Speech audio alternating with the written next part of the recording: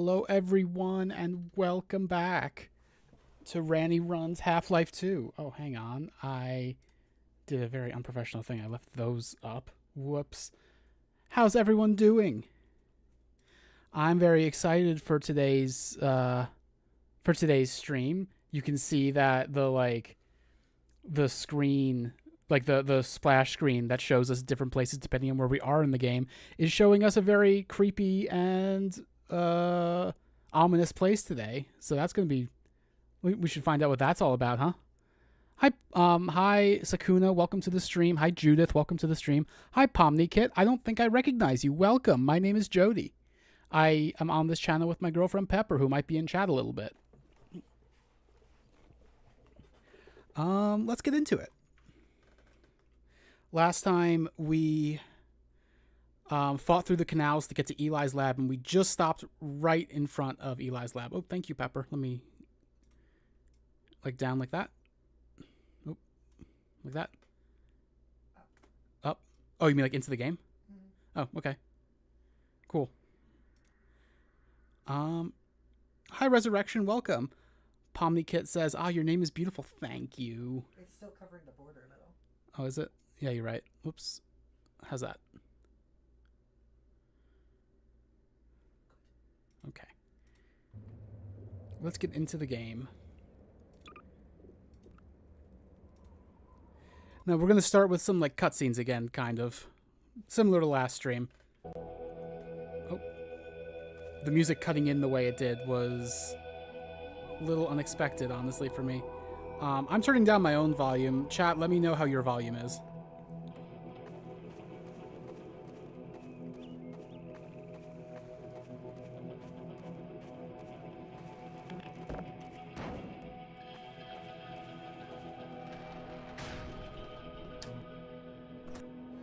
You've got something.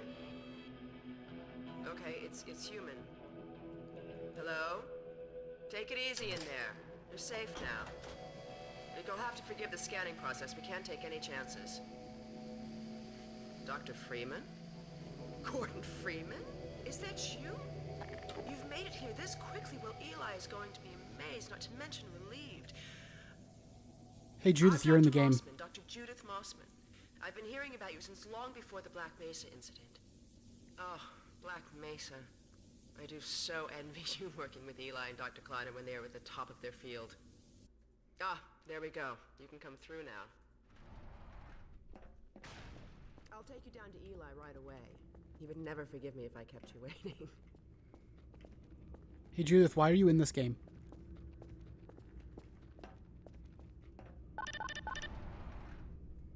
We could certainly use the extra help around here. We've covered a lot of ground in the last few months, but things would go so much faster if we had more people with your training. We're closing in on a reliable local teleport technology. Something the Combine still hasn't mastered. Oh, see you later, Pomnikit. It was nice meeting you. Similar to our Calabi-Yau model, but they failed to factor in the dark energy equations. They can tunnel through from their universe, but once they're here, they're dependent on local transportation. If they knew what we were doing with entanglement...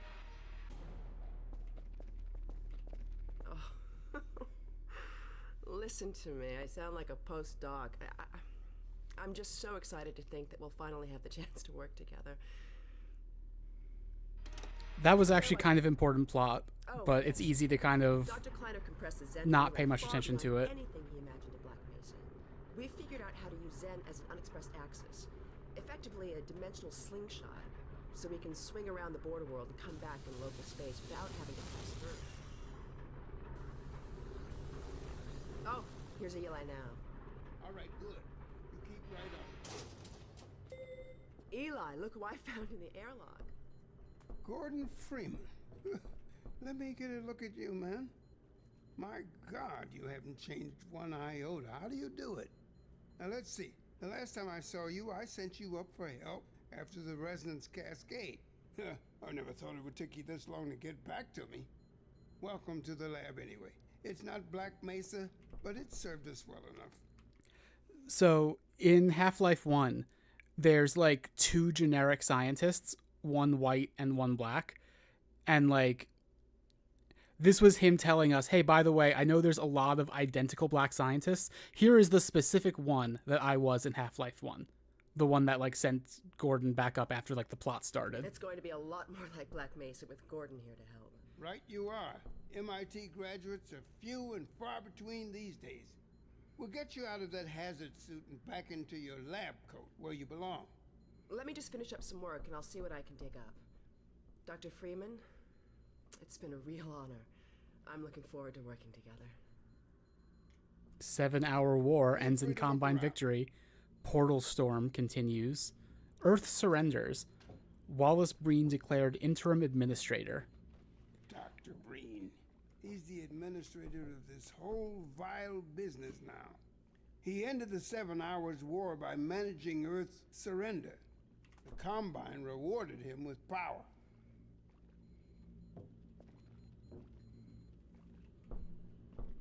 So that's a little bit of exposition you get from Eli only if you look at these newspaper clippings.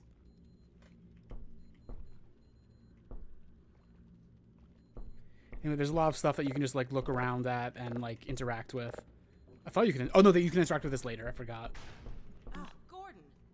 The Vortigaunt said you were here. I can't believe you made it so quickly on foot. I believe he broke your record, honey. Well, he earned it. I guess you proved you can handle yourself out there. There's nothing Gordon can't handle, with the possible exception of you. Dad, please. That is such a... That is always such a weird little interaction to me. Like, okay, they're pushing Alex as, like, the love interest. Sure, fine, whatever. But, like, immediately he's doing that.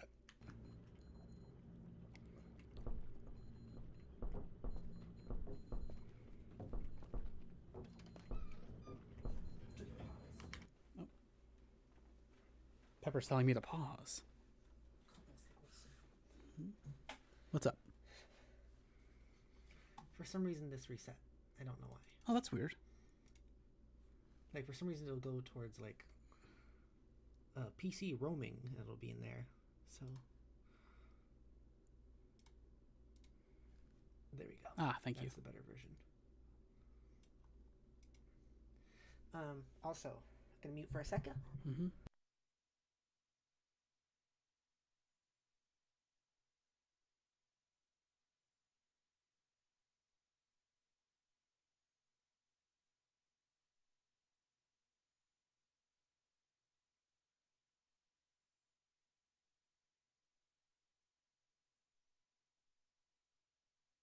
All right, I'm back.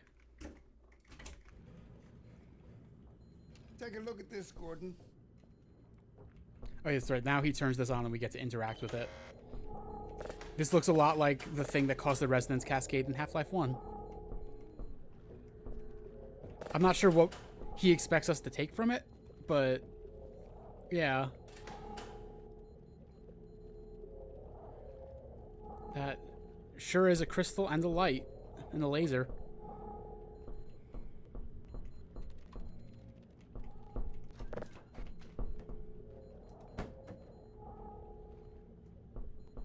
Alex, I thought you were on watch.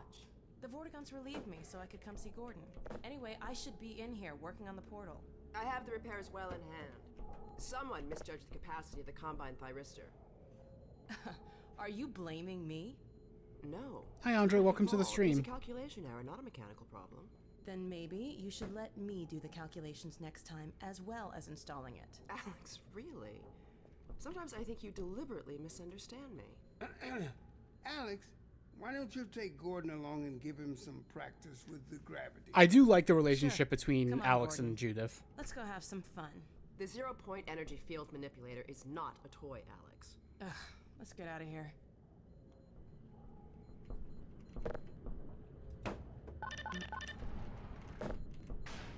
I just love doing that because they don't react at all.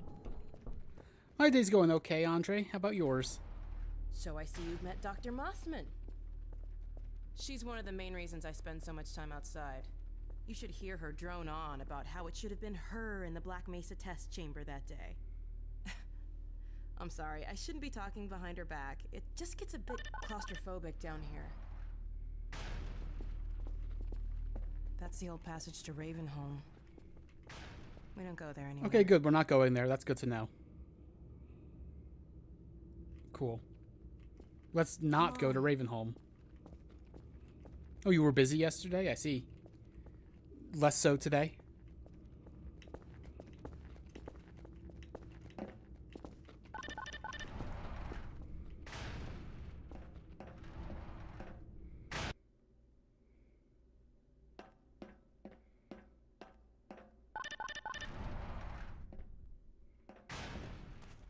So, here we are. The scrapyard. This is a gravity gun my father was talking about. You can call it the zero-point energy field manipulator if you really want to. It's designed for handling hazardous materials, but we mainly use it for heavy lifting. Give it a try.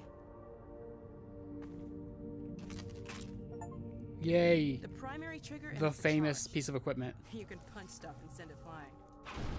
I found it handy for clearing minefields.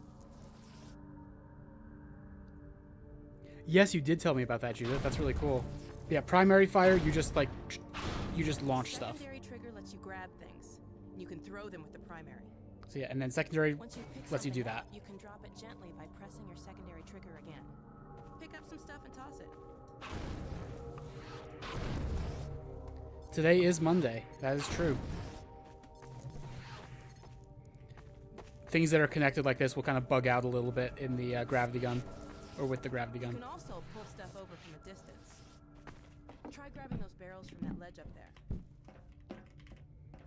There's a little Easter egg up here.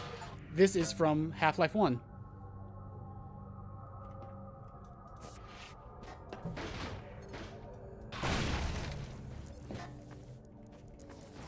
Try grabbing those barrels. All right.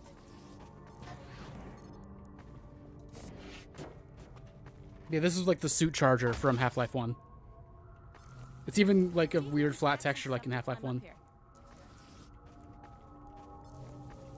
She wants us to stack stuff to get up there, so. All right. The gravity gun is so central to this game that when you're pressing Q, automatically swaps you between whatever your previous weapon was and the gravity gun and back. Like, that's how important this is.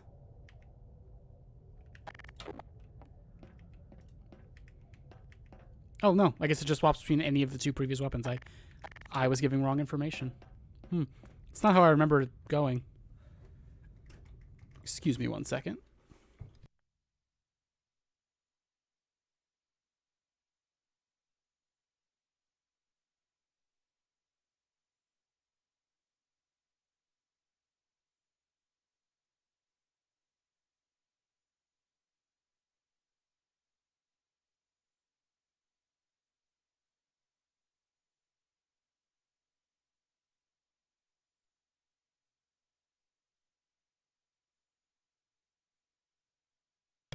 I'm back. We were dealing with estrogen stuff. We have the gravity gun now. Pepper was out of the room, so I'm just explaining. Judith, I have not played Black Mesa. Or I played a little bit of it. I just don't like Half-Life 1 very much, to be honest with you. Black Mesa or regular.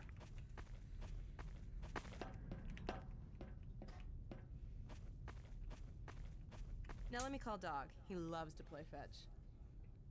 Dog! Come! It's Dog.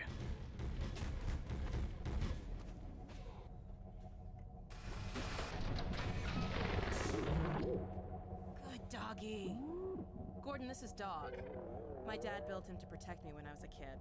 First model was about yay high. I've been adding to him ever since. Haven't I, boy? Okay, Dog, let's play catch with Gordon. You'll need to use the gravity gun. Go ahead, Dog. Throw! Andre says, are you sure that's really a dog? Well, his name is Dog. I don't know what else you want.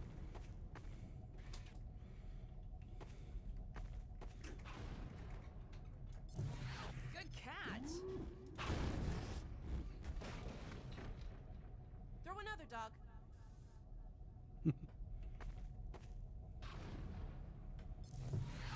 I'm joking, Andre. Like, I mean, his name being Dog is a joke that the game is playing.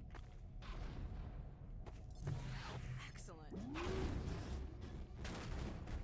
Dog, go get your ball.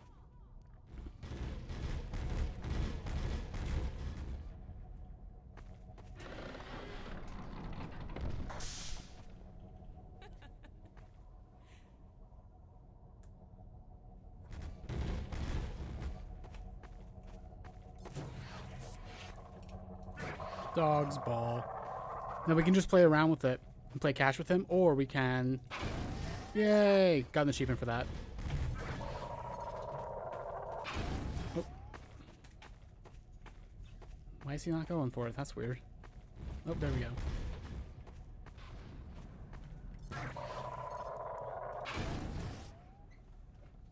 Playing catch with Dog.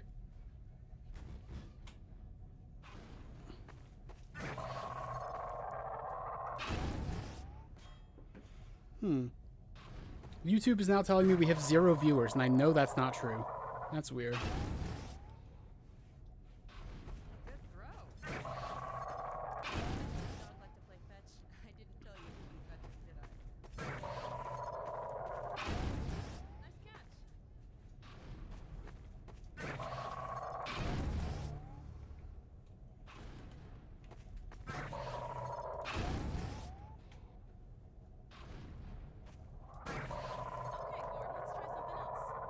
Dog, throw something bigger.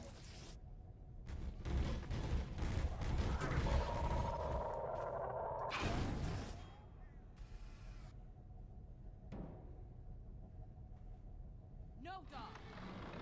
No, no, boy. Down. Put that down. What is it, dog? Oh my God, what was that?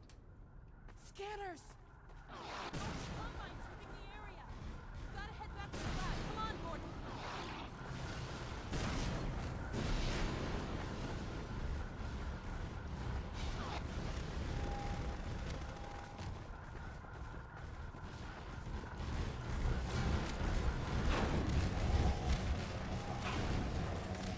Dad, it's Alex. Do you read? Alex! Honey, What's going on in there? where are you, Alex? We're in the scrapyard airlock, stuck in a full auto cycle. Is Gordon still with you? He's right here. Good. I want you to Dad? take Gordon out of here. Head for the coast. Do not go through Rafe. Dad? Dad! Damn it! Dog, open the airlock. Get us out of here. Hurry, now! Tear it apart if you have to. Just get it open. That's enough, dog. Come on, Gordon. Come on!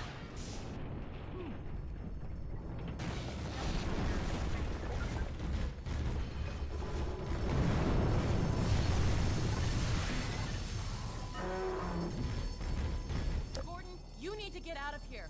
I can't leave my father. Dog, take Gordon to the Ravenholm tunnel, then circle around and try to meet up with me. Hurry!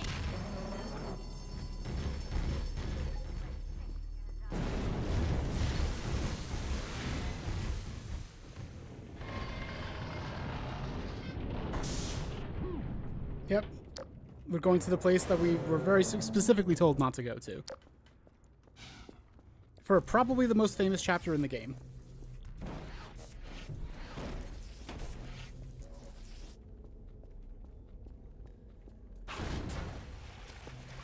Which was like a section purposely designed to let you just use the gravity gun a lot.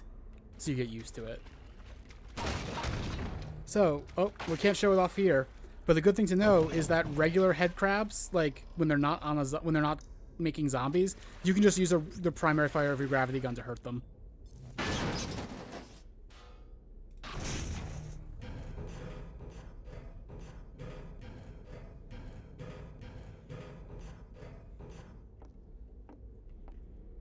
This would be a perfect place for the Final Fantasy VII Remake Down with Authority graffiti. Does the thing have ammo? No, it does not. It is infinite. I'm not sure how much you saw, Pepper, because you were out for some of it, but like you pick up physics objects and throw it with it. Here we are, Ravenholm. The horror chapter. You missed everything till now?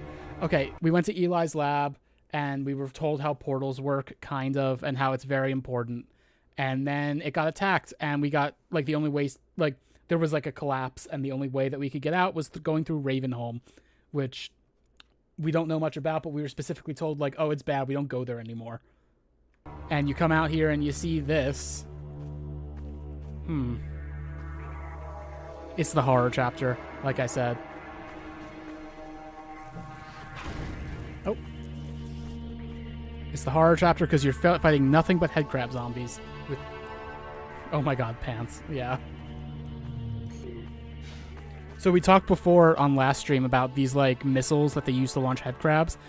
Ravenholm was a town that got destroyed by the Combine with headcrabs.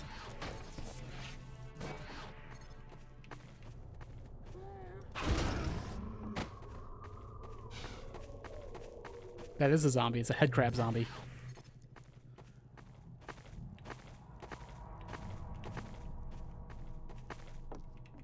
You think cutting it in half was cool? Well, get ready. You're going to see a lot of that.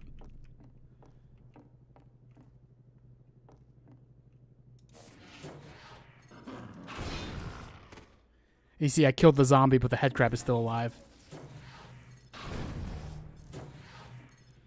That headcrab is totally going to wake up. Or that zombie. Yep.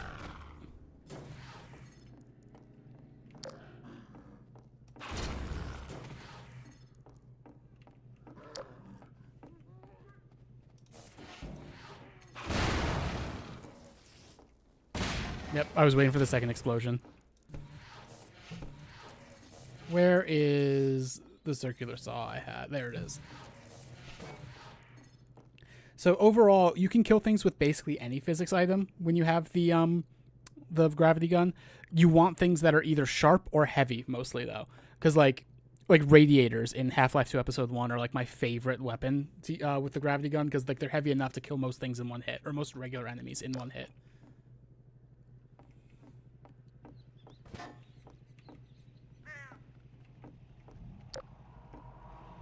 And there's a bunch of traps here. That's interesting.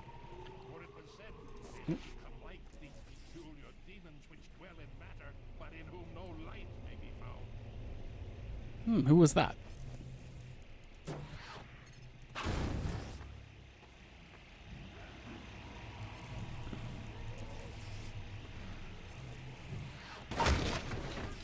So yeah, we can crouch under this, but the zombies can't.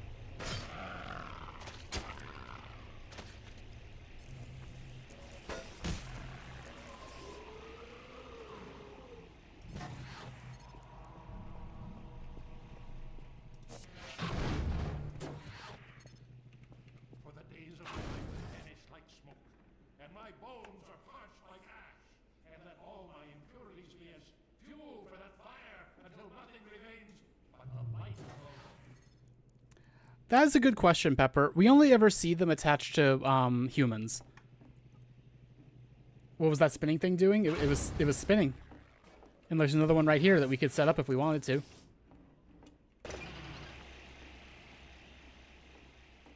Why is that there? We'll figure that out. Might have something to do with that voice that keeps saying weird shit.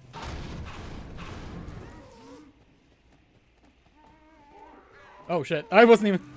I heard them, but I didn't realize they were right behind me.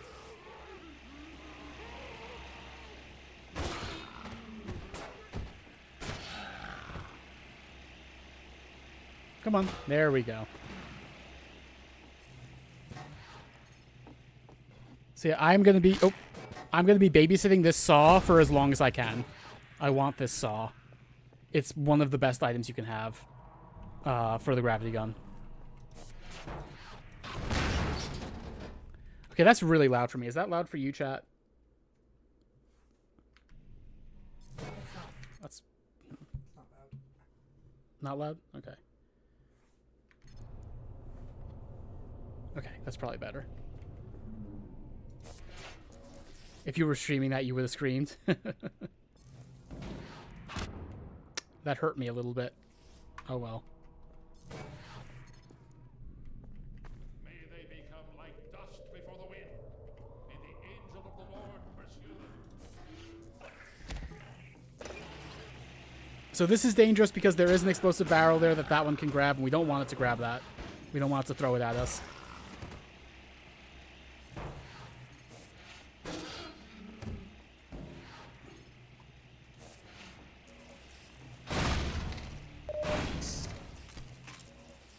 They can, yeah, sort of. Then not like pick things up and throw them, but like hit them to throw them at you. Also, 1 second.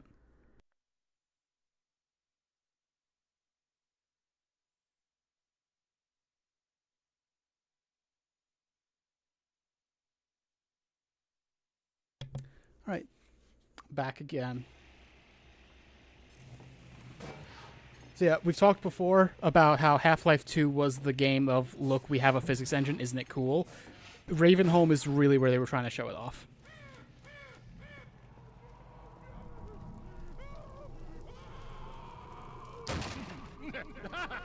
Oh, who's that? Who is that up there?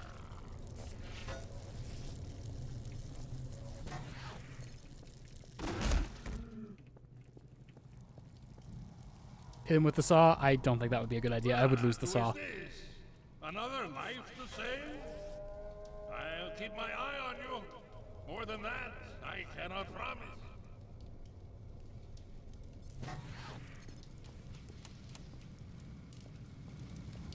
So he's the guy who's been setting all those traps. Like this one here. We can just turn off the gas and the fire should... Oh no, that's not the gas. Hang on, that is... So yeah, we can turn off the gas and the fire stops. And then you see you can turn the fire on and then use those like starters to start it back up again. Whoops.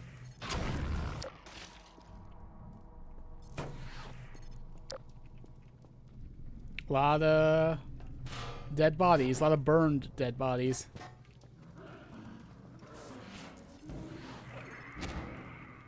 See, that was them trying to throw that barrel.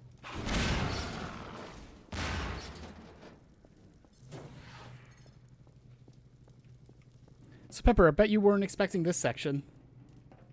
I mean, I could always turn that trap back on if I wanted. So before I go up there, this way is progress. Let me explore the rest first. Shit. So like I said before, you can just kill regular head crabs by just hitting them with the primary fire a few times. Very handy. Do I know how to build traps? Not in this game.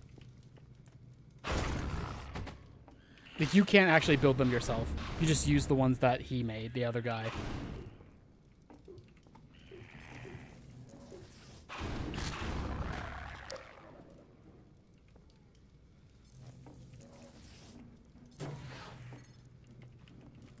That looks like that's going to wake up.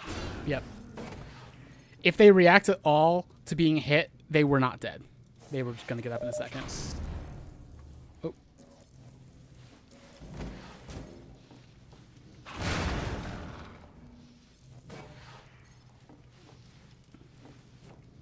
Well, we can't actually pick up the head crabs, unfortunately. We can just, like, toss them with the primary fire. Oh, that's a new thing. Those are poison head crabs. I forgot they show up this early. They make terrifying noises. They suck. If they hit you, they poison you and drop your health down to 1, and then your suit slowly rebuilds you back up to it's just below whatever health you were at before. I hate these guys. I hate them. You haven't seen poison zombies yet either, but they suck. There's still one around here. Yep, there it is. I hate poison crabs. I really forgot they showed up this early. Anyway, let's turn off that electricity. Electricity turned off. Where did I leave that circular saw? Is it out here? Uh-oh. Uh-oh. Where did I leave it?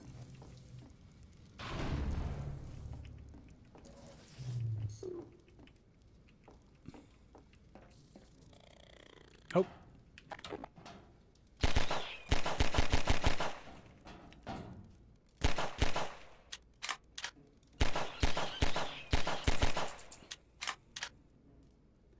I hate poison head crabs. Hate them really bad. Where did I leave that circular saw? Uh-oh.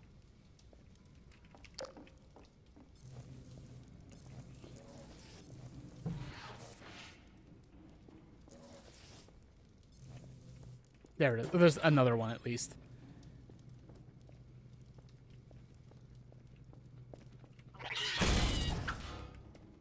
Oh, these guys in Half-Life Alyx are fucking terrifying.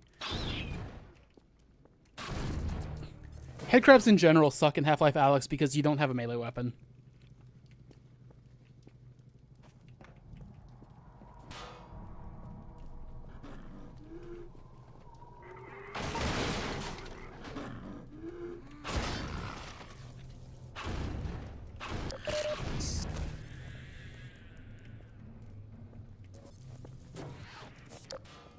So this is meant to be like a little kind of tutorial thing. There's a zombie in there, and you turn on the gas, and then you light it. Horrifying. Engine blocks like this are also very good gravity gun weapons.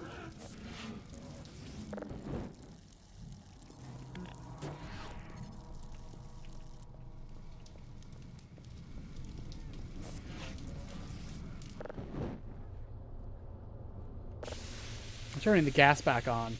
Yeah, it is so gruesome with the screaming. Half-Life is like that sometimes. Oh, there's a zombie coming.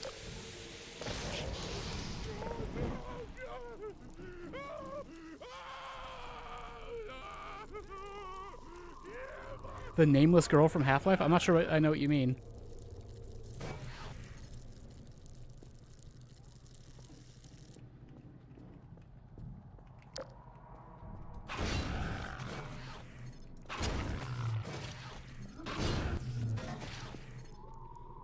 So we just turned this off so we could go that way.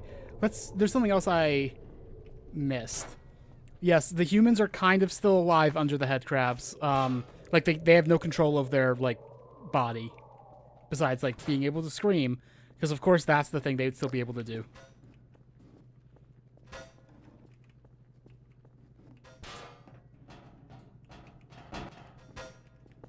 Oh. Okay, I'm just going to leave this out here. I think that should be okay. Oh, okay. This is a lambda cache, I'm pretty sure. It's been a little bit. I think it's too late for them. Or is this the way? Hang on. What about Eli Vance?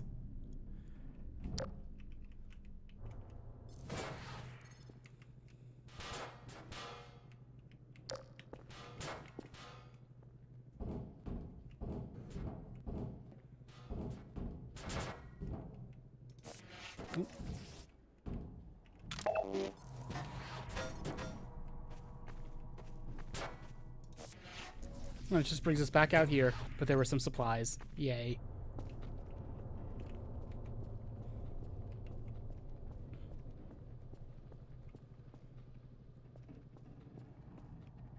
Lamar the headcrab will grow into a gonarch, like from Half-Life 1? Why is that the case? Just because it's going to grow old because no one's going to kill it because it's a pet?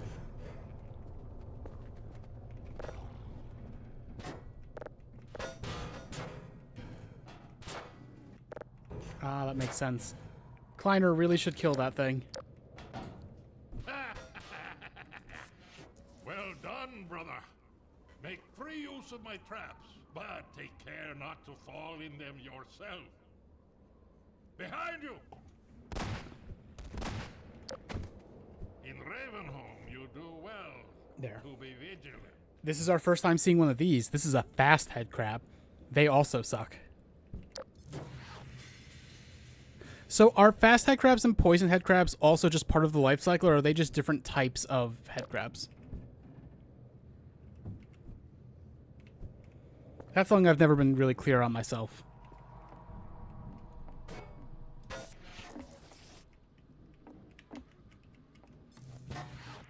They're mutants created by the Combine. That makes sense.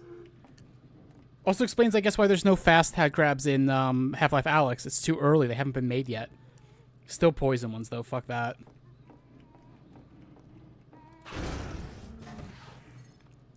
Or are there fast ones? Wait. I forget. It's been a bit since I've played Alyx.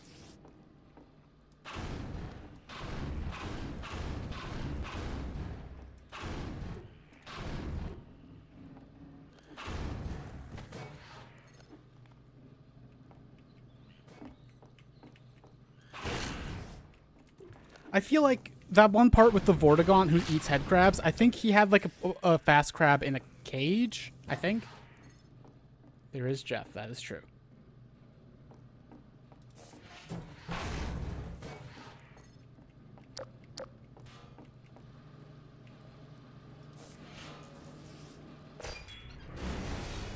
Traps.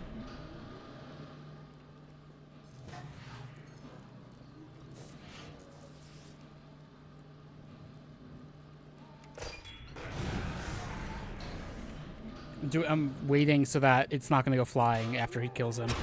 There we go. Oh, shit.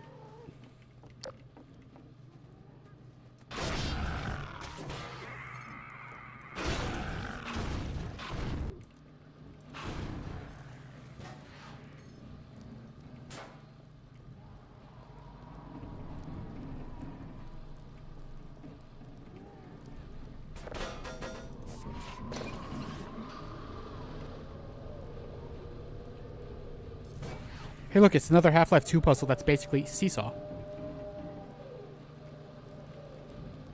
That screaming doesn't sound good, does it?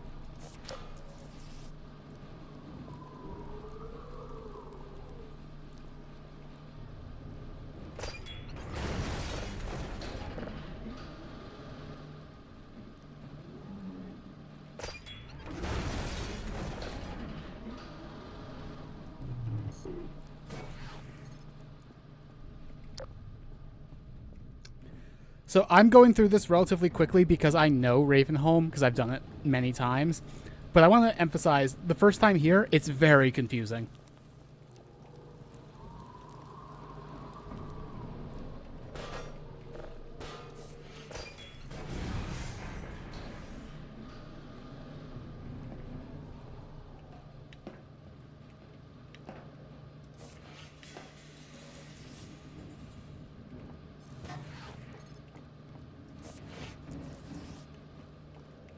Let's go get that lambda cache. Oh, okay. Lambda cache.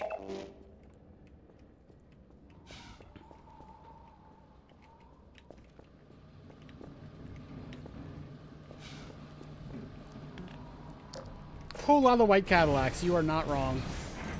Oh, okay.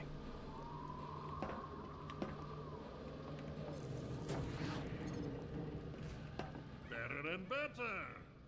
I am Father Grigori. You have already met my congregation.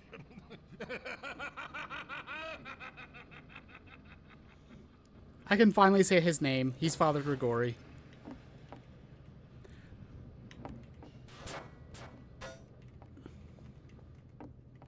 You know, I actually forgot to mention it last stream. It would have made more sense for me to say this when we were in the plaza at the very beginning, but City 17 is never explicitly... We're never explicitly told where in the world it is.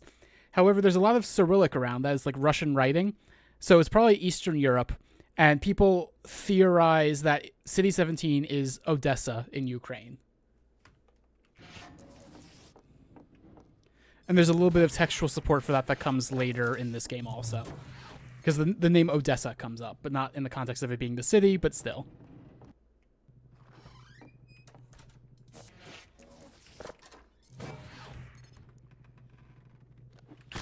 Fast head crab.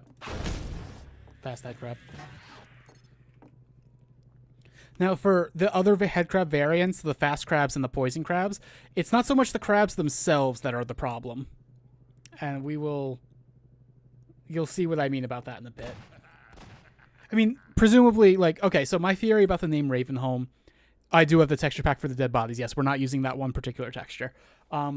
So there's a lot of Americans here for Eastern Europe, you know? Like, it seems like basically everyone is American. And my theory for a while has been that it's been like a relocation thing that the Combine has done. Like, you see people at the beginning being relocated, right? It's been a thing to, like, take people out of the places they know, basically. So I feel like Ravenholm was named by Americans who were moved to Ukraine, is what I think.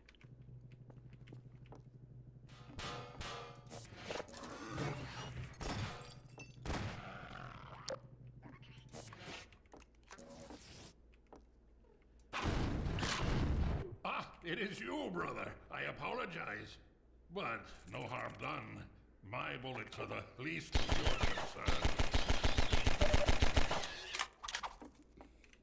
I hate poison crabs. The other one fell down there.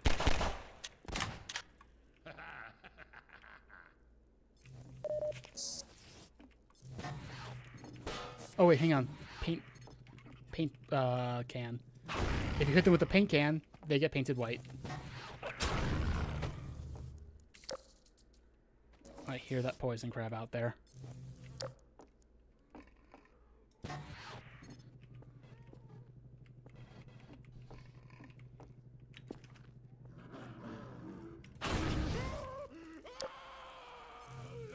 I forgot those don't just kill them, they put them on, set them on fire.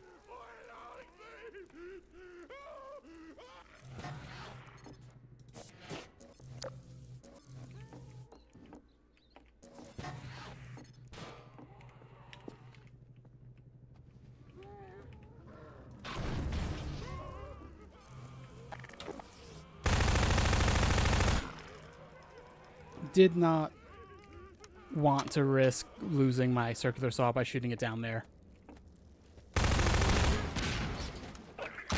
Oh, ah. That one got me. That one got me.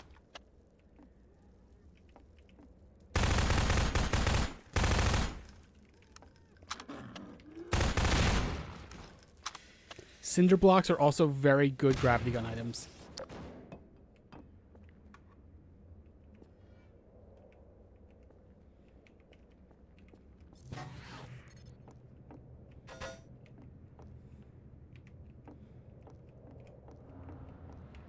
Oh.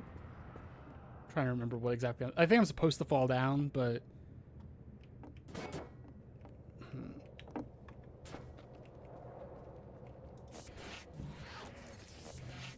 dropping those down for future use, just in case.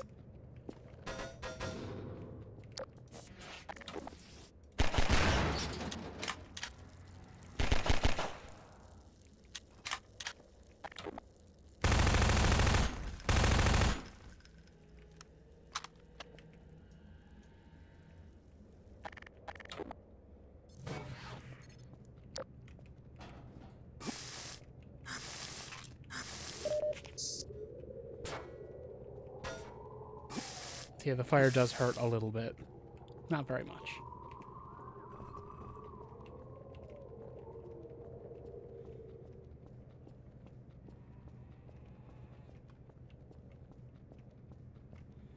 Alright, you can start to see what we're supposed to do here. I hear a zombie.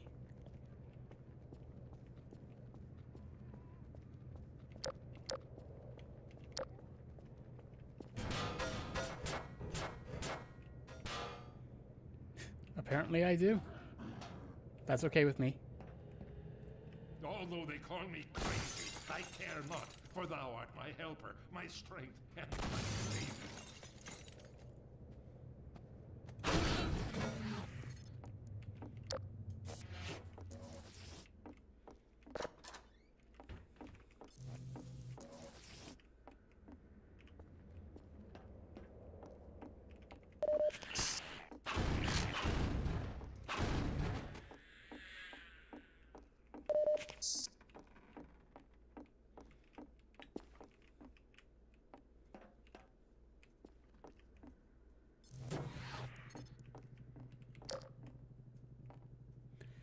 So yeah, we had some questions earlier, and it looks like this might be a place where Grigori tried to remove head crabs from people, and that didn't work.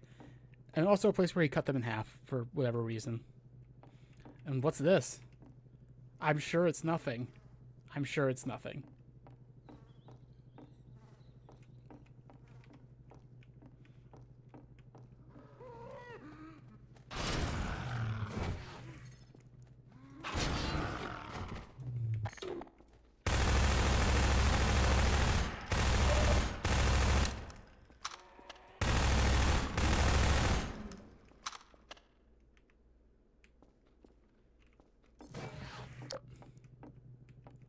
You can see why I like the circular saw so much for this section and why I try to hold on to it.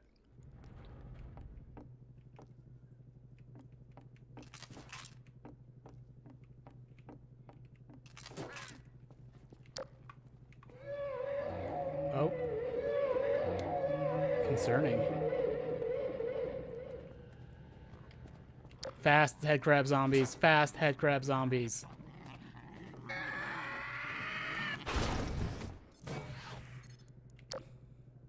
So that's the main thing about fast head crabs. Fast head crabs on their own are kind of just the same to me as regular head crabs. Fast head crab zombies are another thing.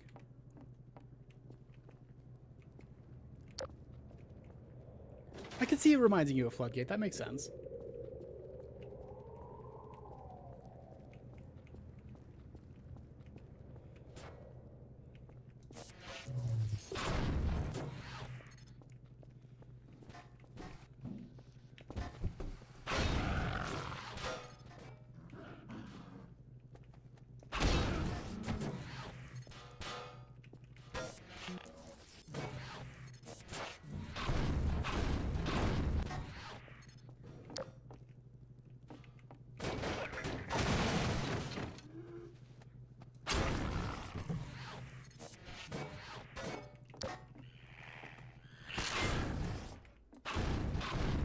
Also, yes, I did accidentally just embed that circular saw in the ceiling.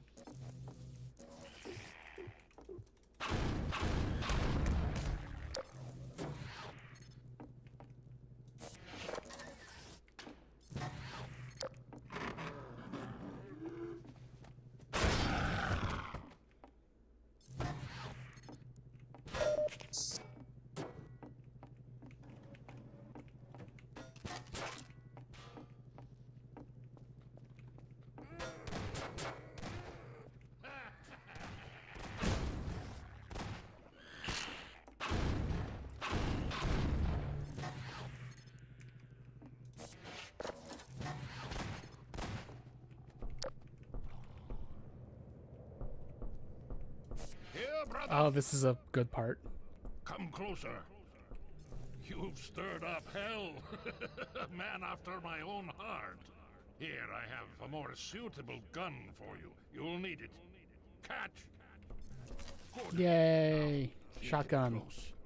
This is a very good Advice video to you game is shotgun. Aim for the head. Primary fire, you shoot one shell. Come. Secondary fire, you shoot both barrels at I will once. meet you at the church. Albino Tailgater and CSX Train. Hello, welcome.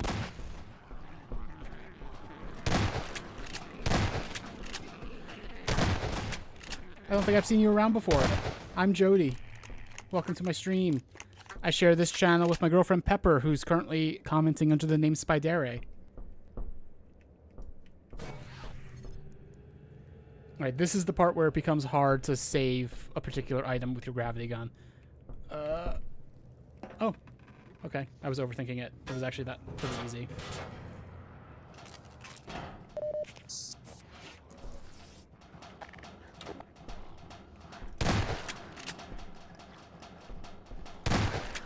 So yeah, the fast zombies can climb those like drain pipes.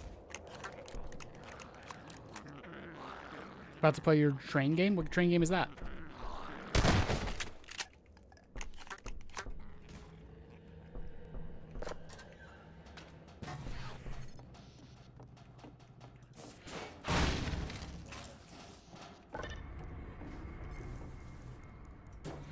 So now we have to wait for the elevator.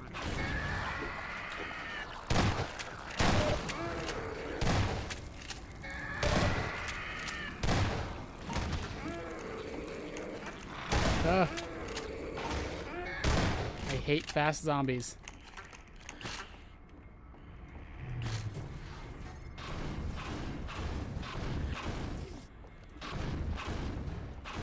So, I feel like I wasn't... Oh, Train Sim World 2 Collector's Edition. Cool, cool, cool. So I feel like I wasn't super clear because the game wasn't super clear about it last time.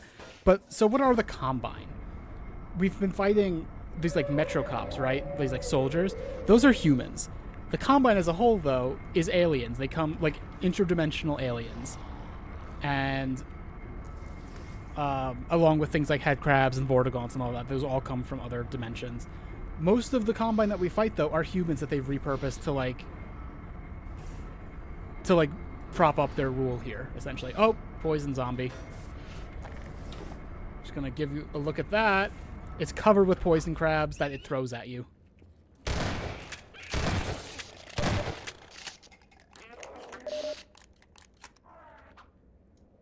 What am I playing next stream? I'm not sure.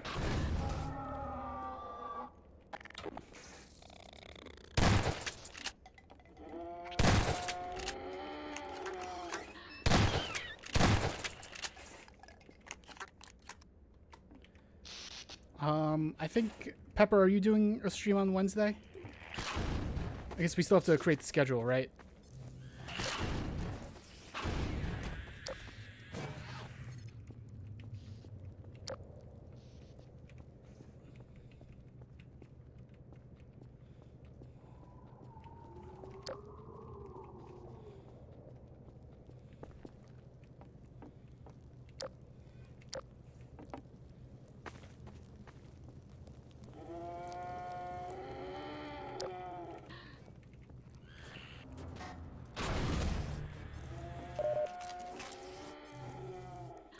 You'll be continuing Homestruck, Prey, and visual novel writing this week. Okay.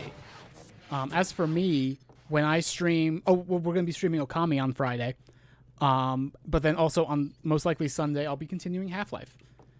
I had been... Like, my solo streams had been Death Stranding, but my boyfriend Manal is out of town, and I would like him to be here for that. So we're just putting that on hold for another game I've really been wanting to stream, Half-Life.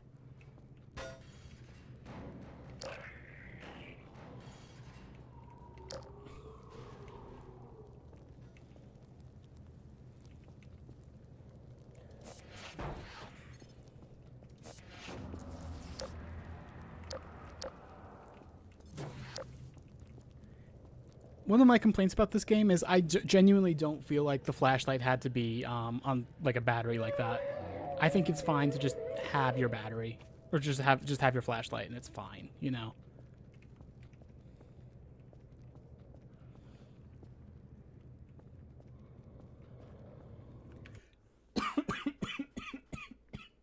Excuse me. That's what you were saying about fear? Yeah, that's fair. Oh, poison crab, where are you? There you are. Ooh. I still haven't been hit by one. I'm going to put it off as long as I can. I don't want to show it off that badly, what it means to get hit by a poison crab. I'm sure I'll get hit at some point, and then you'll see.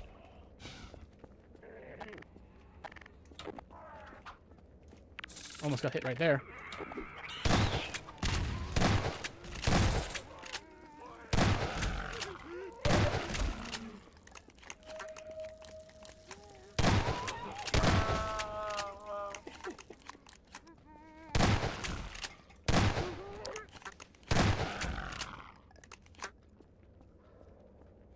Where did my circular saw get to?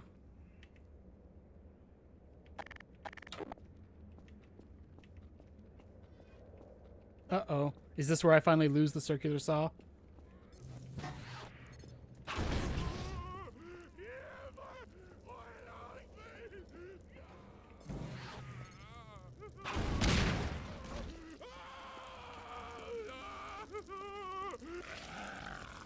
By the way, the way I'm doing this right now, where I just kind of intuitively know how to launch at the exact distance I want, that's from practice. When you're first in this section, that is a much harder thing to do.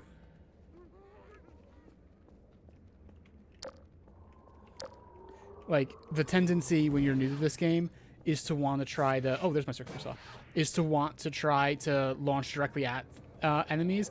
And you can do that with some things, like I'm doing that right there. But when it comes to like lobbing explosives, you want to actually lob them, because you need to have them farther away from you.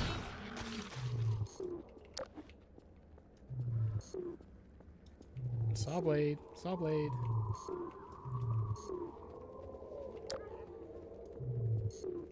Did I lose it again?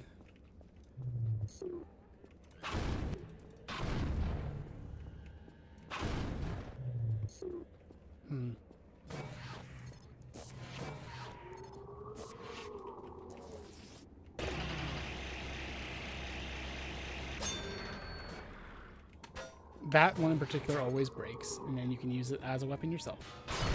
Pretty good weapon, except it's big, so it's going to be hard to hold on to the way I could with the saw blade.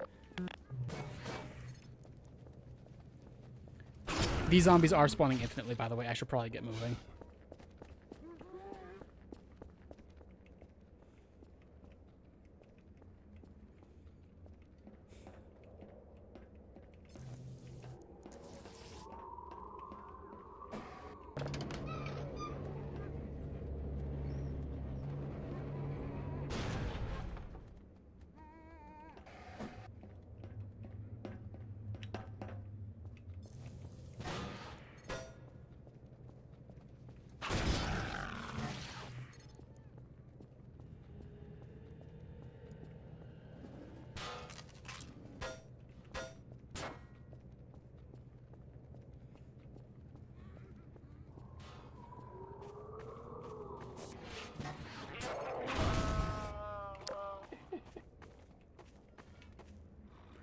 That killed that head crab zombie, or that poison zombie in one hit.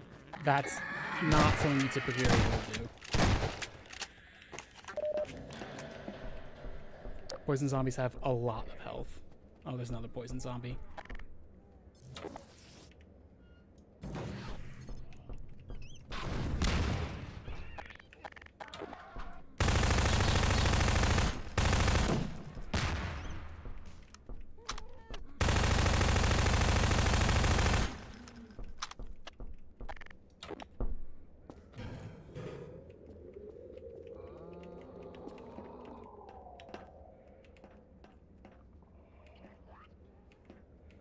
I can see some poison crabs. Poison zombies probably still alive. Oh, that's scary.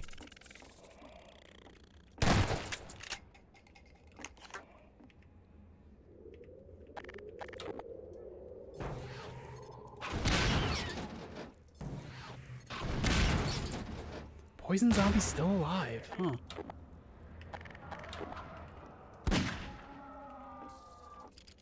Does this game have leaning? It does not. I kind of wish it did.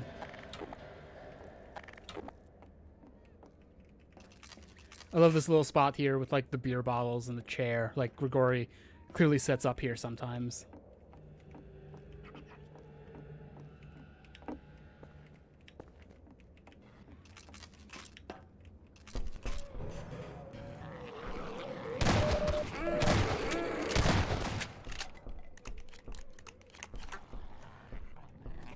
Visually, there's not a distinction between when I fire one barrel and fire both barrels.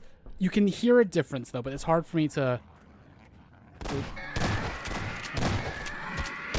That's like... Okay. So, this is firing one barrel. This is firing two barrels. Hear the difference?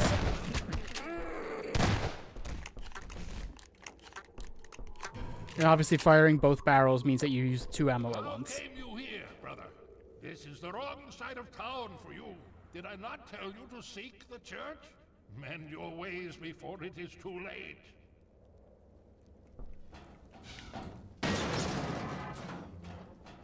Oh, circular sauce. Yay. I don't have to be without for that long.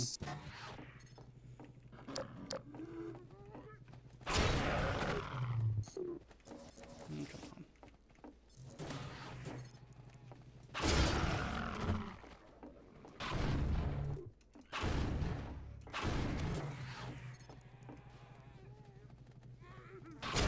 Now, Pepper, you'd heard of the gravity gun before this, right?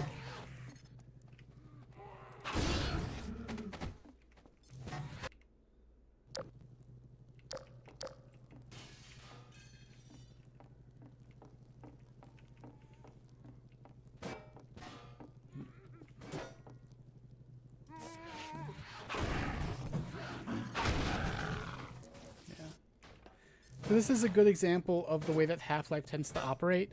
For a chapter, or for two chapters, really, we were doing, what do you call it? God, an airboat thing.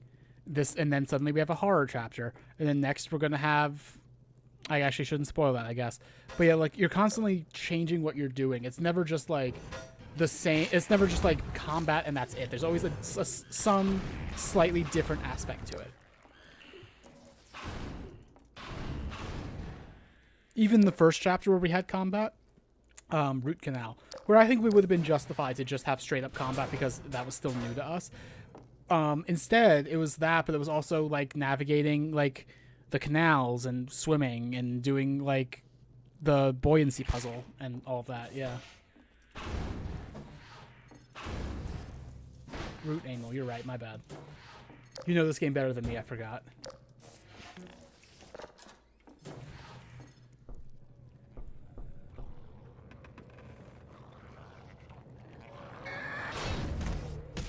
That was really cool, but also I lost my circular saw for it. That's something we haven't seen before because I've usually doing a pretty good job staying healthy. But like once you start taking like actual damage to your health, your suit talks to you about like, oh, minor lacerations or things like that. You want to watch me play Portal 2 or 1? Well, Manal might be playing Portal 2 later, and like by later I mean like sometime from now, and wants to play the single player and the multiplayer. So that might be a thing that we do then. Like I might play the co-op with him.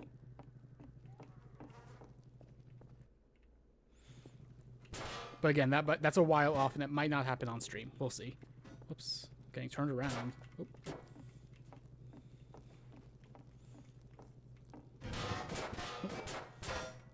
There we go. That was weird. Oh, okay. Oh. Why is the ladder being weird right now? There we go.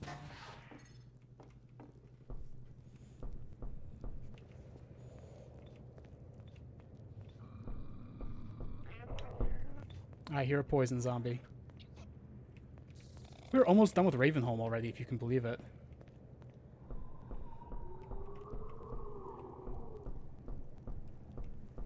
Do I jump down here? I forget. I'm actually a little bit unsure.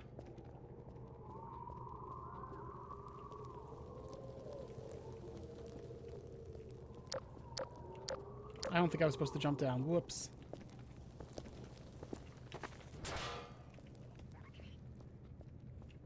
Oh no, did I just fuck myself?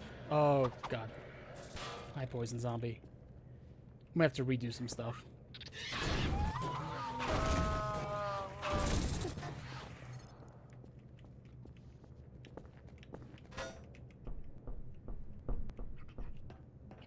Oh no, I guess we're fine.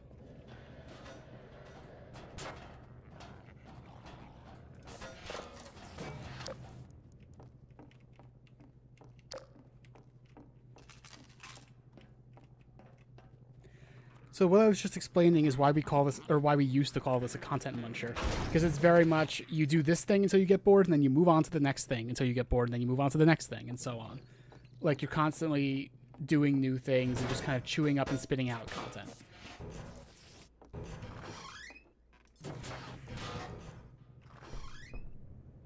Take hold of a weapon and shield and rise to help me.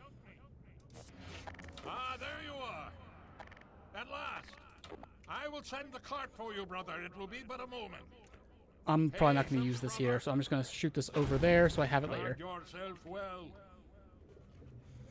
There's ammo. Let's get that.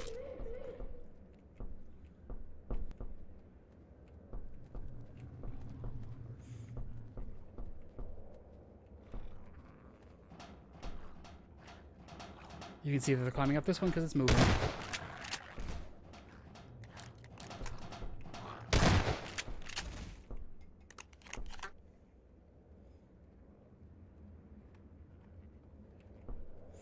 Normally, this part's a lot more tense. I don't know where they all are.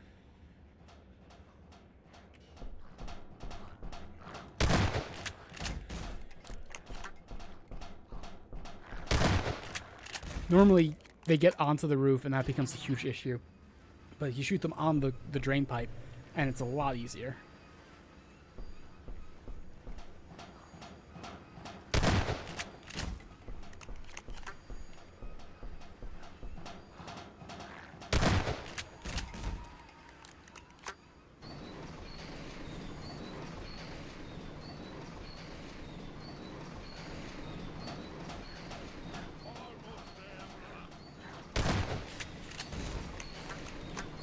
I feel like I'm no-selling this section a little bit because I'm used to it.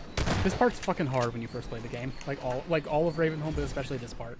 No, brother, step into the cart. The handbrake, brother. Release it and come down.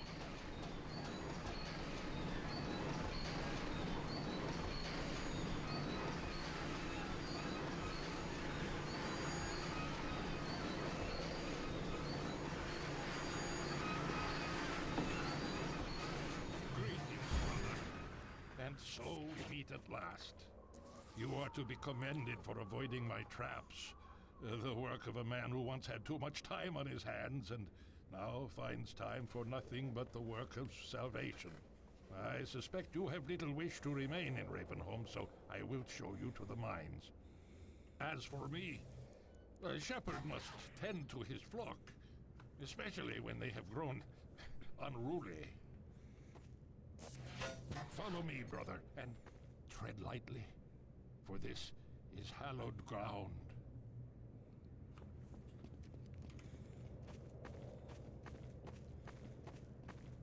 Over here, brother.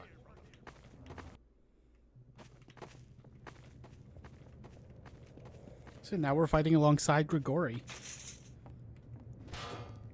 This is a part, when I think about Ravenholm, I almost never think about. It's really the parts before. This part is just, like, perfunctory to me. We could just be done with Ravenholm now and it'd be okay.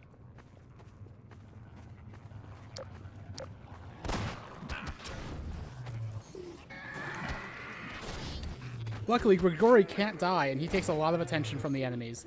Where? There it is.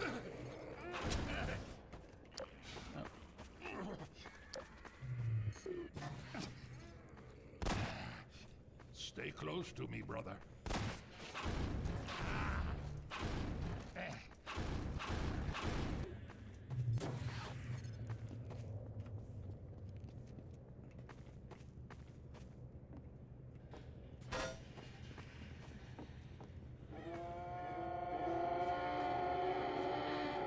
Aim for the head.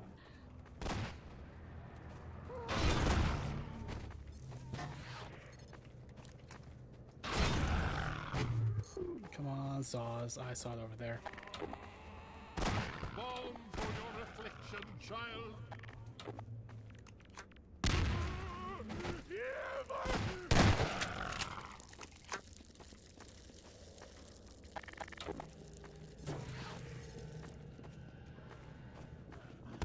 Woe to thee.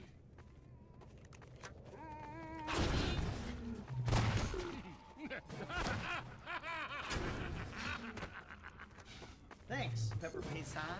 Thank you for liking the stream, Pepper. Fuck. You're welcome, Michael Lasana from hit video game GTA 5, released in 2013. Sorry, Ned Luke. I mean, you're welcome, Pepper. Thank you for liking the stream. Rest, my child.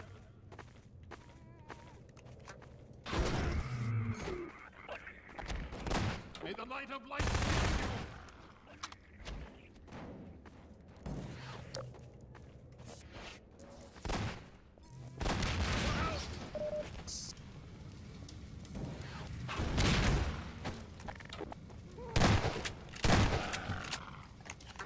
Woe betide thee, child.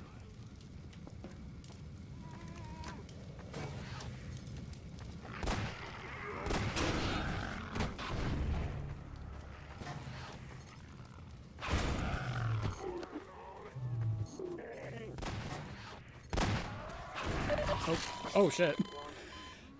That was me getting hit by a poison crab, so I went down to 1 HP, and then before I could heal back up, immediately getting hit by something else, so I died. How am I feeling? I'm feeling alright. How are you feeling now? Now that you've had a bit for the estrogen to take hold. Return to your true nature.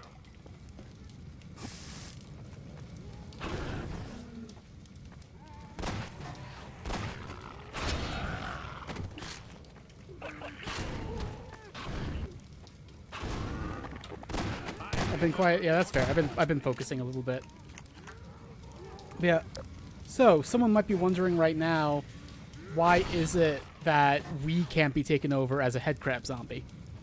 And the reason that's usually given is our suit protects us from it. And I'm not entirely sure how, because it's usually depicted as not having a helmet, but Follow me. I don't know. It's weird. Quickly, brother. Where art thou, brother? There's the poison zombie. I need help, brother. Nope, I got hit by a poison crab. You can see I'm down to 1 HP and I'm slowly regaining it. Beware. Be free, my child.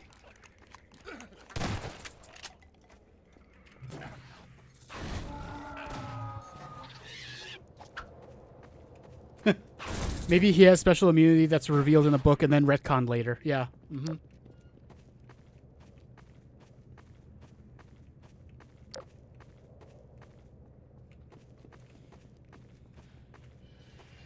Hurry while I hold the gate. Go quickly.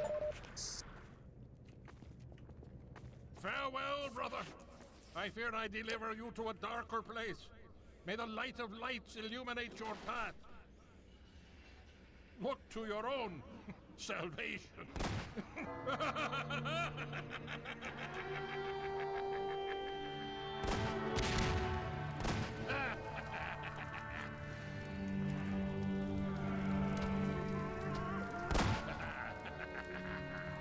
So despite him being currently on fire, what we're supposed to take from this is that he just kind of runs off into the dark to continue killing headcrab zombies, and that's just kind of it. What a weird character, Father Grigori. Especially because like he's never really referenced or brought up ever again. Although, one of the later Half-Life parts was apparently going to be called Return to Ravenholm, so I guess we would have figured out what that was all about then. Anyway, yeah, that was the famous chapter of this game. Like, the most famous one. Oh. Mine elevator's broke. Just gonna drop this down. We'll get that later.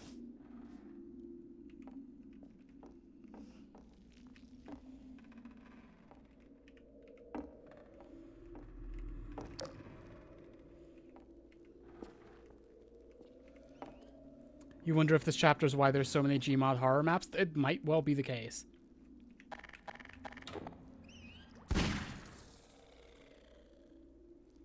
I hear more poison crabs. There's one. And thank you for revealing yourself.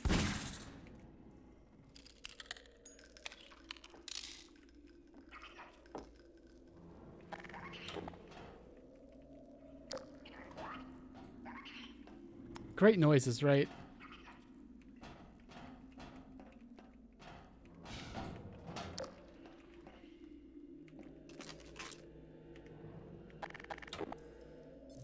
Oh yeah, so supply crates, they'll break open with a single primary fire of the gravity gun. I didn't point that out earlier.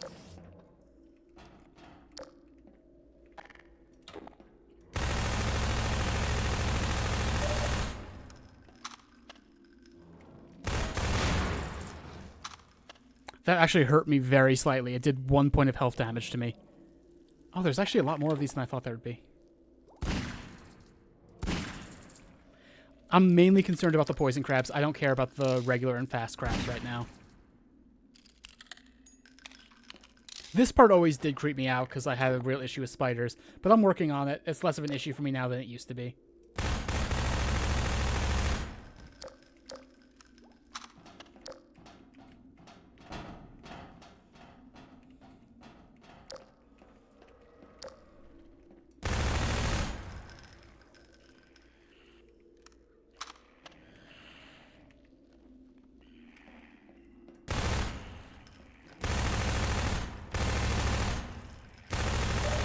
I mean, the fast head crabs especially look like spiders to me. Or they evoke the same issues for me as spiders do.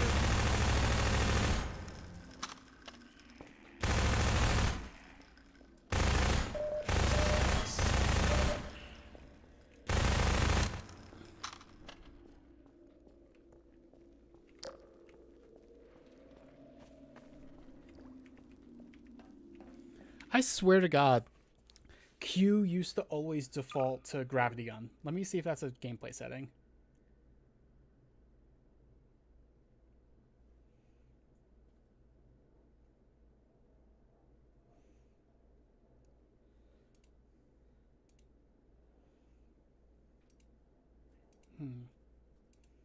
That's weird. Whatever.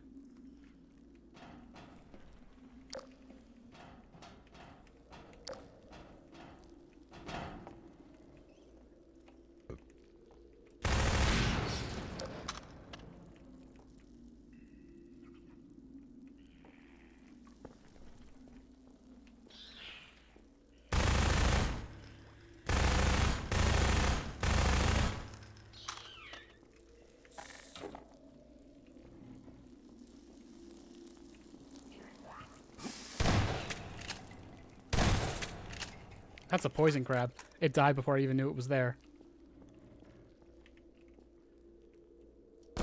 That was not the button I meant to press. That's a waste.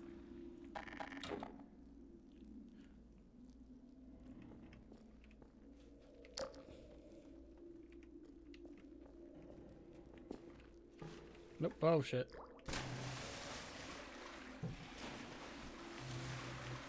Alright, so like I said in the past, oxygen, sprint, and flashlight are all the same meter, which sucks. That didn't not stay true in Half-Life 2 Episode 2, but until then, we're kind of stuck. When we swim underwater, we have to not use a flashlight or our oxygen will go down really fast. Stuff like that. It's really annoying. Also, there's a barnacle here. You can just barely see the thing.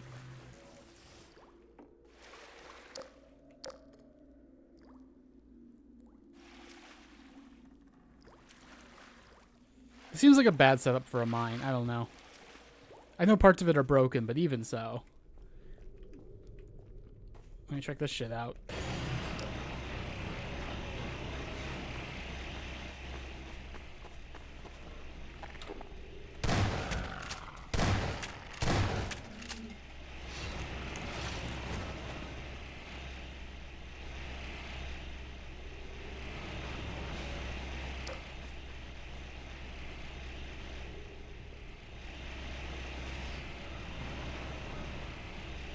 Sound like a bungee cord.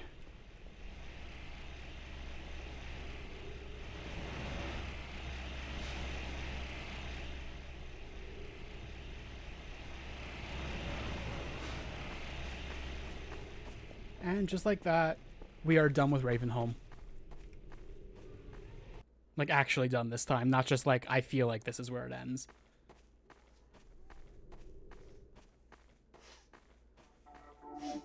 Anyway, what did I say in my announcement thing? We got our gun. We went to where we don't go. Now let's go play with the pretty lasers.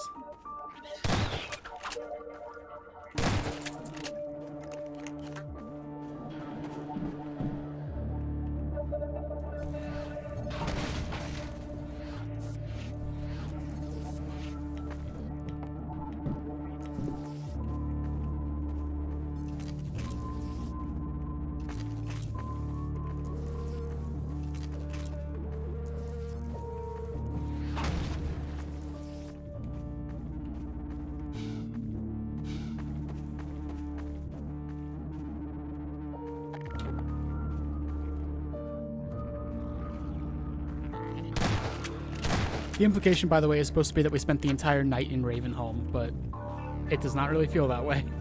It was not that long. Anyway, yay, pretty laser. How's it daytime suddenly? I think they expect you to take a lot longer in Ravenholm, so that this doesn't feel like such a wild, quick transition. Pretty laser, yay! Yay! Pretty laser. Yay! Yay! Yay!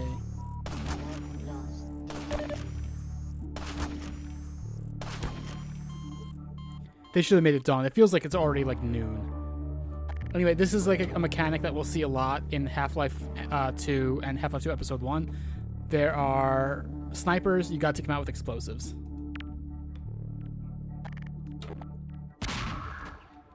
And that's our first look at a Combine soldier, as opposed to the Metro cops we were fighting.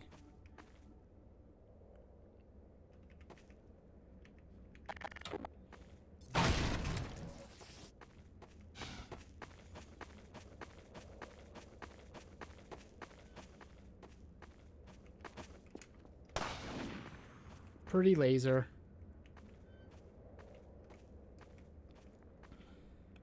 Oh, I know. I have the perfect cover. They'll never see me behind this. That does not actually work. I'm not going to do it. It's not like with the turrets. That would be a very bad idea.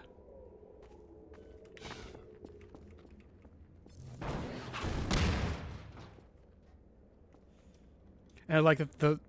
I'm not sure if the sniper intentionally set this up, but you can see all this like gear here meant to like tempt you.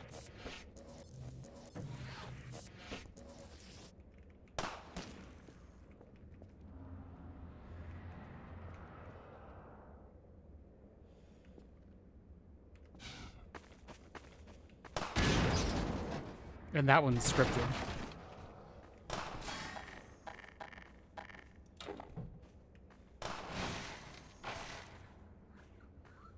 Oh shit. Ah.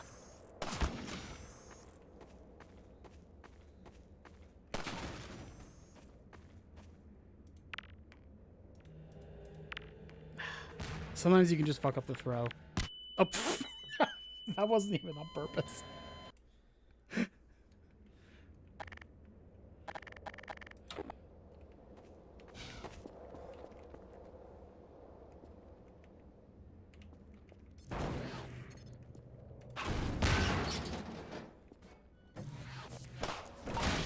No, I want that. Don't shoot my ammo. I want that ammo. There we go.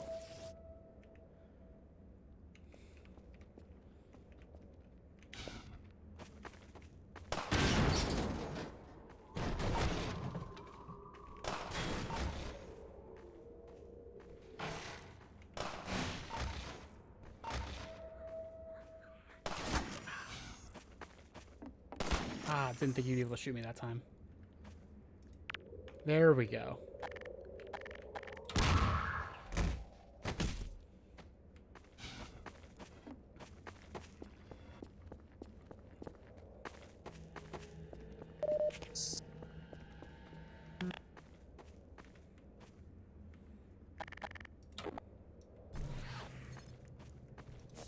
They always get thrown out the window. I think later they don't, but for right now, they want to really emphasize this to you, I guess.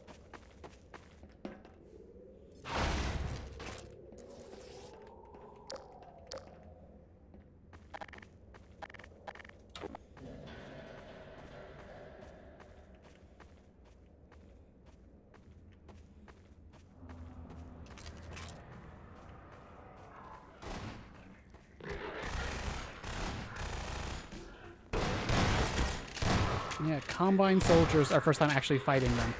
Usually, not always, but usually if they have blue eyes, that means they have a rapid fire weapon, like the SMG or a weapon we're about to get for the first time. And if they have red eyes, they have a shotgun. Anyway, the carbine.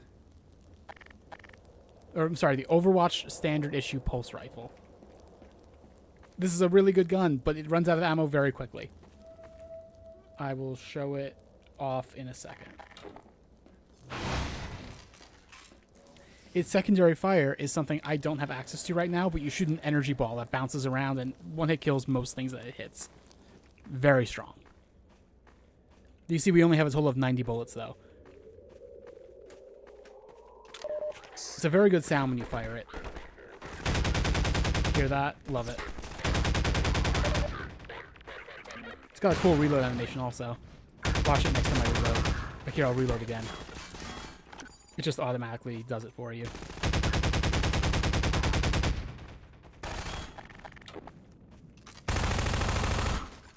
Yeah, it's also where the model and sound of the energy ball in Portal 1 comes from. That is true, Judith.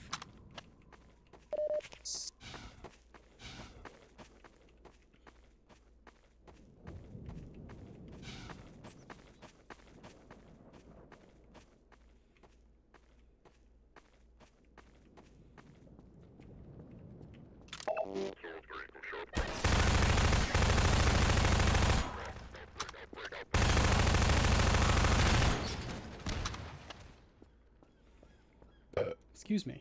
Was not expecting that.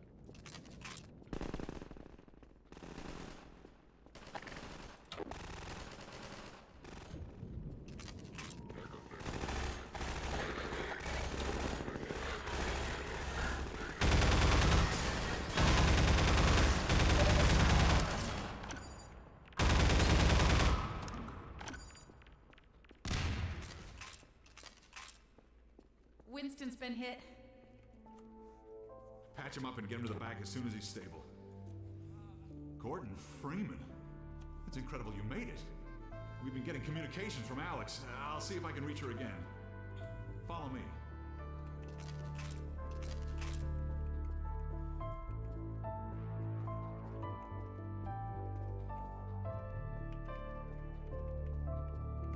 It's Leon. We're all clear. And I've got Gordon Freeman. Dr. Freeman, you're kidding. Look, I've been on the line with Alex. Her father's been captured. Over here, Dr. Freeman. Eli Vance is indispensable to the liberation.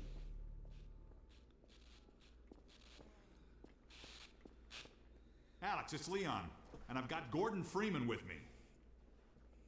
Gordon, you made it through Ravenholm. Thank God. I need your help. They've taken my father. He's been taken to Nova Prospect. The Bordergons tracked the ship that made off with him and Judith Mossman. While the trains are still running, I'm gonna hitch a ride. Here's where you come in, Gordon. I need you to make your way along the coast until you get to Nova Prospect. It used to be a high-security prison. It's something much worse than that now. But I think it's still easier to sneak in than to break out. You wanted to take the coast road? He won't last 5 minutes on foot. It's spawning season for the antlions. That's why I called you, Leon. I was hoping you still had the scout car we left with you last summer. The one my dad rigged with the Tau cannon. Yeah, good idea. Hold on a sec. Norco, bring the buggy out. Put it on the dock right now. Gordon Freeman will be driving it. Will do. I just finished mounting an ammo crate on the back. Good timing. Okay, Alex, we're all set. Thanks, Leon. Gordon, I haven't driven the coast in over a year, but I have no reason to think it's gotten any safer. Meet me in the depot where the trains unload. Take care of yourself, and I'll see you in Nova Prospect. Bye for now. Bye, Alex. I misclicked. No. Oh shit. We're okay. Good. We're still technically in. We don't go to Ravenholm, so I was like, oh no. I saw that chapter title and I was like, uh-oh. But we're good. let me switch to a gun that I can't accidentally do It's that. Leon. We're all clear, and I've got Gordon Freeman. Dr. Freeman, you're kidding. Look, I've been on the line with Alex. All right, so I'm going to talk over it this time because we just heard it. Dr. Freeman. So we've got our goal for the next chunk of the level, or the next chunk of the game. We are driving along the coast to Nova Prospect, which is a prison, and we're going to be finding Eli there and meeting up with Alex there. So we are here, and we're driving along the road to here. NLO, by the way, stands for New Little Odessa. That is part of why people think that City 17 is Odessa. And back along here, all the way along here, all the way up here to Lighthouse Point, and then to Nova Prospect. That's the next couple chapters. Gordon, you made it through Ravenholm. Thank God. I need your help. They've taken my father. He's been taken to Nova Prospect. The Bordergons tracked the ship that made off with him and Judith Mossman. While the trains are still running, I'm gonna hitch a ride. Here's where you come in, Gordon. I need you to make your way along the coast until you get to Nova Prospect. It used to be a high-security prison. It's something much worse than that now. But I think it's still easier to sneak in than to break out. You wanted to take the coast road? He won't last 5 minutes on foot. It's spawning season for the antlions. That's why I called you, Leon. I was hoping you still had the scout car we left with you last summer. The one my dad rigged with the Tau cannon. Yeah, good idea. Hold on a sec. Norco, bring the buggy out. Put it on the dock right now. Gordon Freeman will be driving it. Will do. I just finished mounting an ammo crate on the back. Good timing. Okay, Alex, we're all set.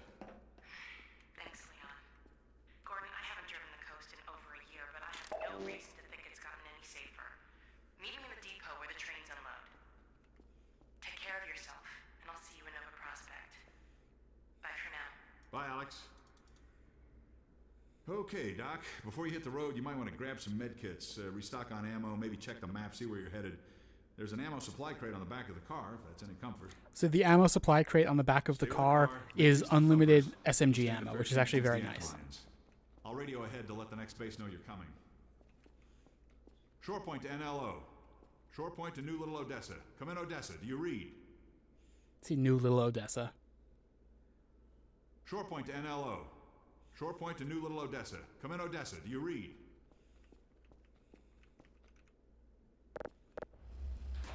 Shore point to NLO. So we are once again in another vehicle section. This is the final vehicle section of Half-Life 2, Hello, Dr. Freeman. but The car's all there are ready for some you. in in one of the episodes. There are some more. Hop in and I'll lower you down to the beach.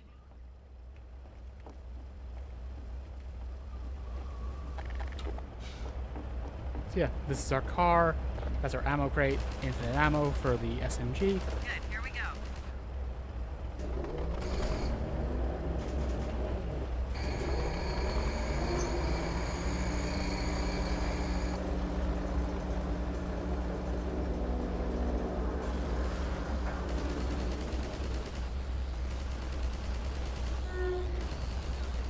Anyway, what was the last thing I said in the announcement? Oh, right. The cute bugs. We're going to see the cute bugs in a second. Hold on. Sorry, Doc. These are antlions, Pepper. What do you think?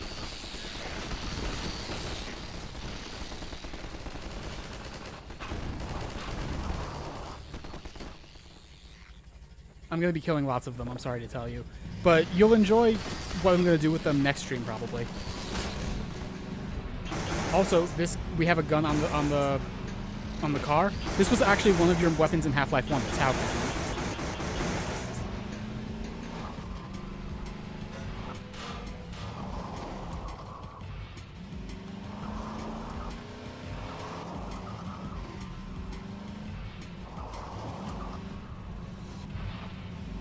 You'd bug it up with them? Oh, you're gonna really like next stream. Really like it.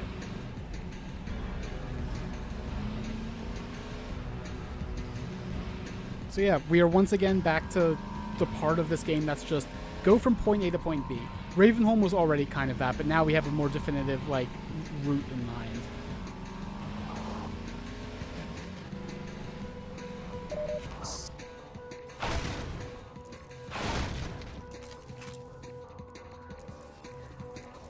And so much of these few chapters is going to be, oh no, there's something stopping the car from getting through. Go and like open up a path for it. And also, I'll show it when we're out of this tunnel. But the Tau cannon can also charge up with a secondary fire, and it fires a much more powerful shot.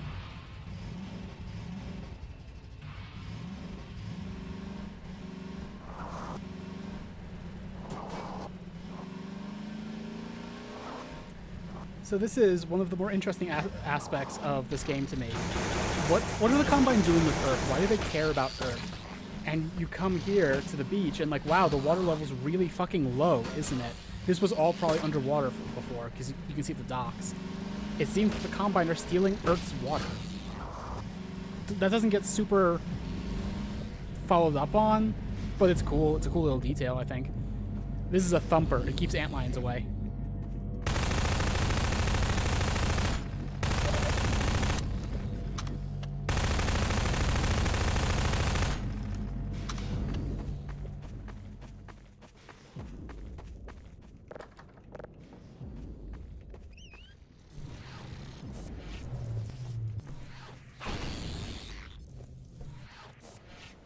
Do you think there'll be a Half-Life 3? If you asked me a couple years ago, I would have said no. But it actually does sound like now Half-Life 3 is finally in active development, from what we've been hearing. I'm still kind of in the I'll believe it when I see it kind of place. But, I mean, we'll see. Anyway, in these chapters, there's also a lot of stuff that is optional. This whole house is optional, but you can get loot and you can get a little story. This was a house where people lived, and then there was a head crab, like shell, sent onto it, and all the people in here are probably dead or zombies now,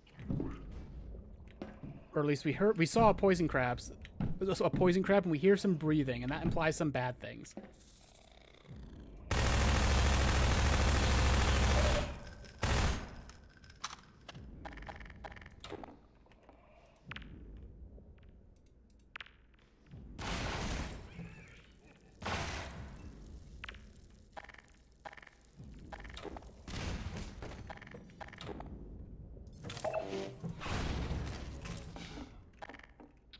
Oh, God. So those grenades did kill the poison zombie in here. But yeah, you get these little micro stories like this. Little hints of story.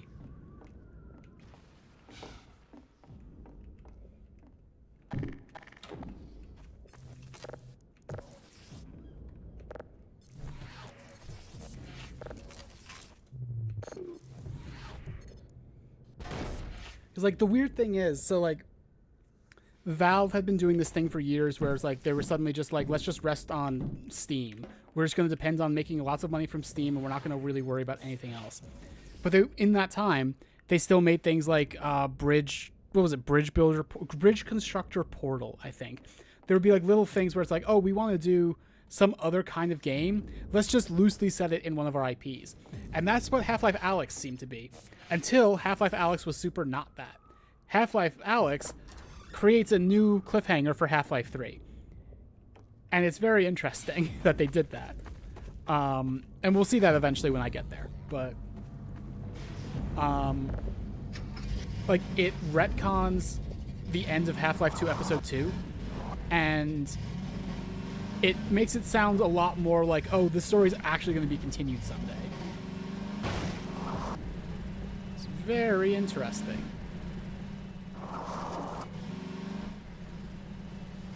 And also there has been stuff lately on like the business side of things where it seems like they might actually like be like buying up like trademarks related to Half-Life 3, stuff like that.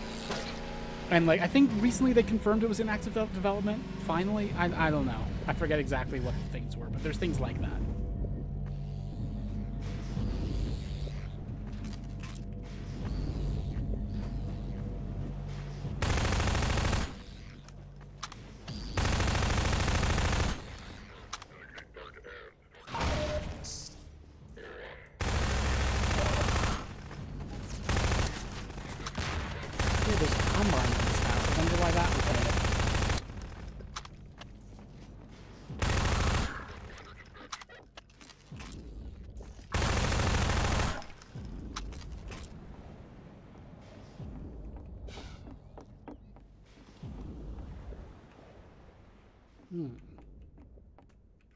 There's some kind of binoculars set up. Oh, there's like resistance fighters, and oh, in that building, it's the G-Man talking with someone. Very interesting. So in Half-Life 1 and also in this game, if you look for it, you can see G-Man in a lot of places you wouldn't expect to see him. This is one of the more obvious ones. I'm not pointing out most of the ones that you can see, but like this one is like, oh, very interesting. I wonder what's happening here. And why were the Combine... Well, I guess the Combine, we're looking at this because it's a resistance base, but, like, the fact that G-Man was visible.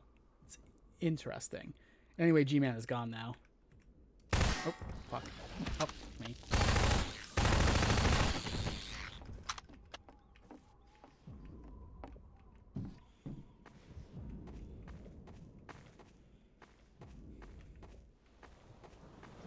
Something I haven't shown, by the way, with the antlions, if I can find some, is that the primary fire of the gravity gun also works on them. I don't think it does damage, but it does push them away. Like that.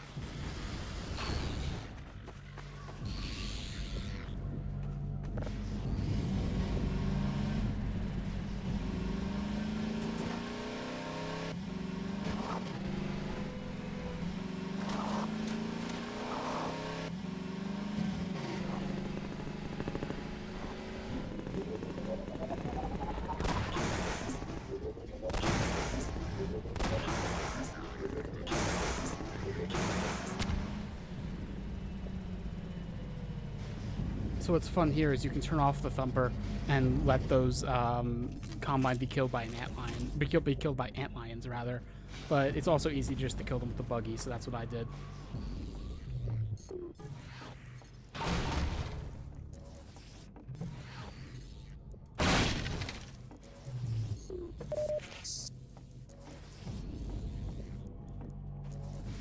And also you can see these big like antlion like mounds, look like termite mounds, except huge.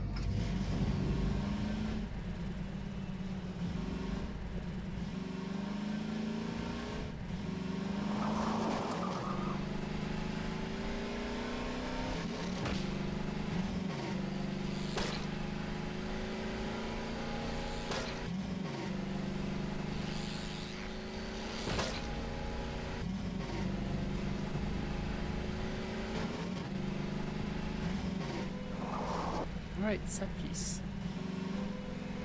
Gordon Freeman! Hurry, get in the basement. We're expecting gunships at any moment. Colonel Cubbage will be glad to see you made it.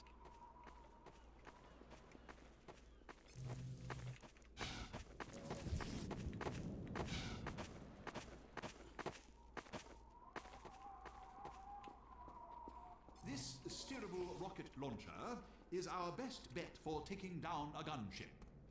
Ah, hello. I'll be right with you. Now, where was I? Ah, yes. Using the laser guide, you can steer your rocket past the gunship's defenses and prevent it from shooting down your rocket. This will only anger it at first, but if you can survive long enough to make several direct hits, you'll be rewarded with a prize worthy of any mantelpiece. Now, who's going to be the lucky one to carry it into combat? Ah, yes, Gordon Freeman. I couldn't have asked for a finer volunteer. We now have a rocket launcher. Odessa Cubbage at your service. Gunship! Damn. Let me just send a warning to Lighthouse Point, and then I'll come right up and lend a hand.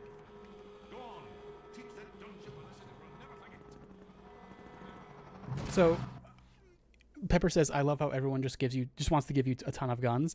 I mean, yes, but also it is a fan theory that like you specifically see G-Man talking with Cubbage just before this happens, and people think that G-Man gave him the rocket launcher to give to you. I don't know how much I believe that, but like he was definitely talking to G-Man, so I don't know. Anyway, we haven't seen these gunships as like actual enemies before. We've had hunters, like hunter choppers, but not gunships. This is one of the standard boss fight types in this game. And the idea is if you try to shoot a rocket straight at them, they'll just shoot it down. So you have to like shoot it in a weird like circuitous pattern to get past them and then shoot them with it from like behind.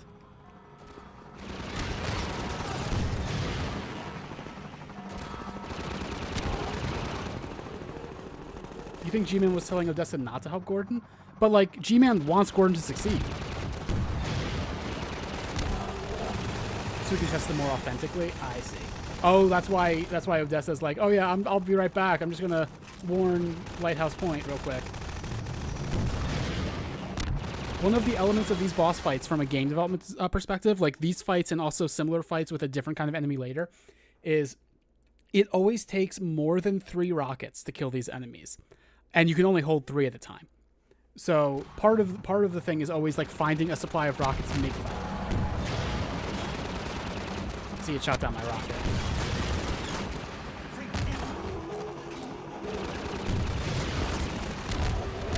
And there we go. 4 rockets for the gunships. I want to see if I can look at that. If I can look at the wreckage.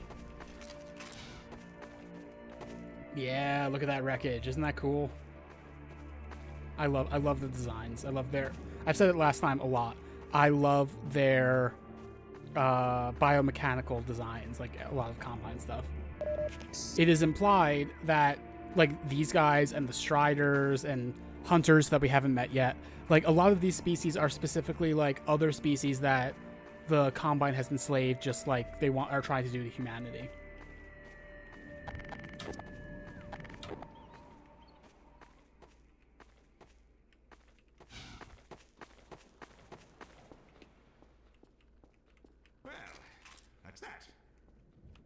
I gather you've disposed of that gunship, Dr. Freeman. Your reputation, sir, is well deserved. I shall have someone open the gate for you immediately so that you can drive on. I understand that Dr. Vance is in great need. Use extreme caution when approaching the bridge. Radio silence from that outpost leads me to believe it has come under Combine control. Still, you're clearly the right man for the job. You'll make it through if anyone can. Farewell. And please tell Dr. Vance that Colonel Cubbage regrets not having been able to rescue him in person. All right. The Freeman must now hurry on. The Eli Vance is held in distress most dire. I forget if I can. Reason for delay. I forget if I can get this guy to give me a little charge. Let's see. Yes, I can. NLO to Lighthouse Point. NLO to Lighthouse Point. Come in. This is Colonel Cubbage. Come in, please. More than I thought. 30% is not bad. Odessa's absences are really conspicuous. That is true. I mean, he is supposed to be here at NLO, isn't he? Well, whatever. So we've already done this leg. I'm thinking I'm going to get to this big bridge, and then I might call the stream. I've only been going for 2 hours. Never mind. I might go further. Maybe I'll get to the end of this shore section tonight. We'll see. NLO to Lighthouse Point. Come in. This is Colonel Cubbage. Come in, please.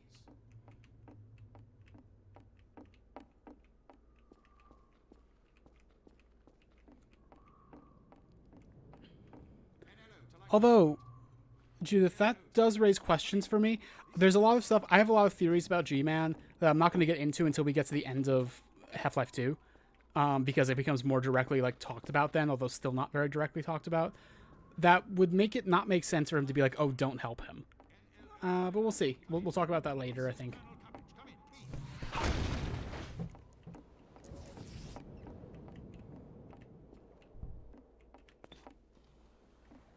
No reason to go up here, but I just like it.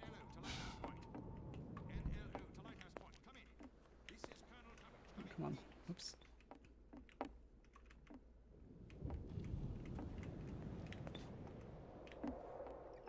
No reason to come up here, but you can do it, so. This is Colonel Cabbage. Come in.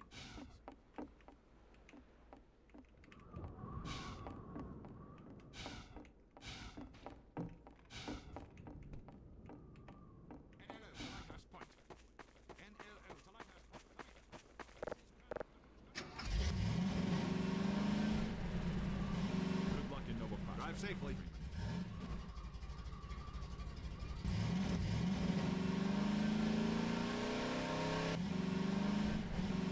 Which guy? One of the soldiers?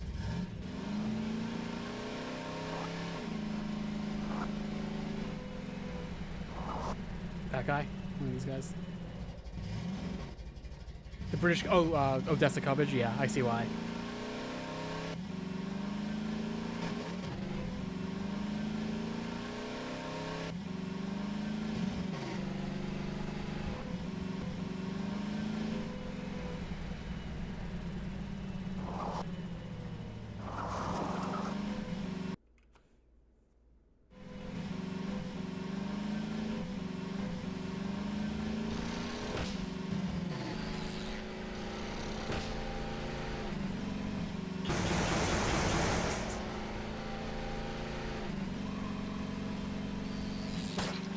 This section right up here is one of the ones I always think of when I think of this game.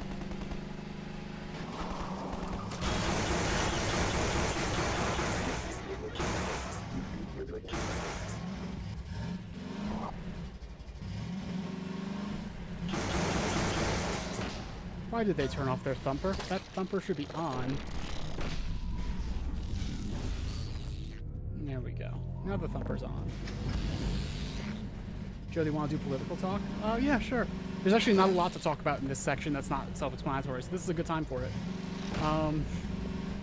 Do you mean like the stuff we saw earlier today that we want to talk about?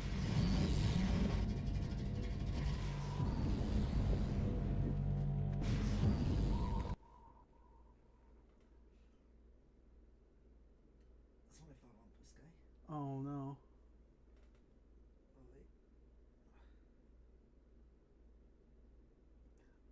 That is not, it wasn't just his wife. It was also him. And like, okay. Pepper was arguing with someone about Ozzy Osbourne on Blue Sky.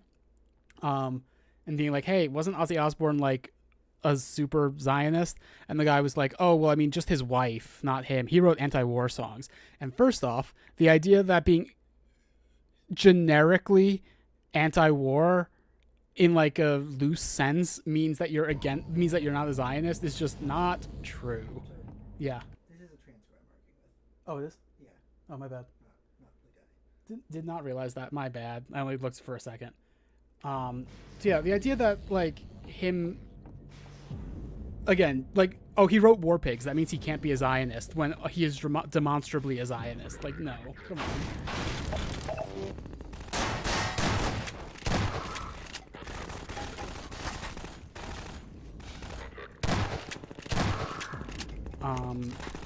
And it is something that's been bothering me about a lot of like the Ozzy Osbourne tributes. Like, there's a lot of people who don't know that about him, and it frustrates me because once again, it feels like Palestine is just not an issue on the forefront of people's minds. And if it is, it's like very much not in support of it.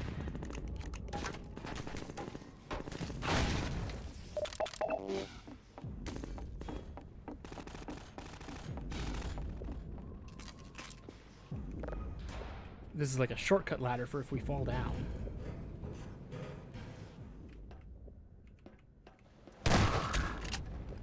The Shotgun in this game is very good also. Yeah, also being married to a Zionist, like, has to at least raise questions. At the very least.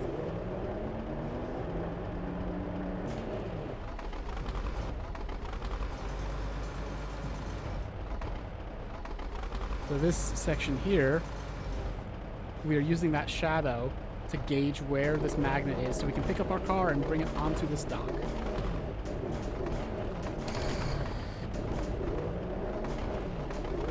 I'm probably gonna miss it this time. Oh, that does not feel like that should work, but okay.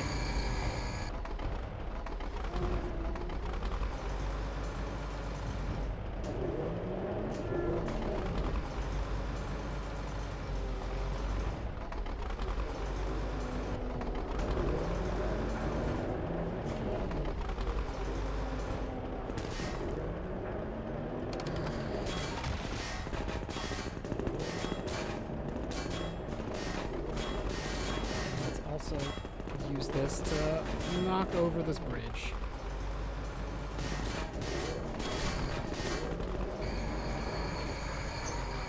Let's get these guys.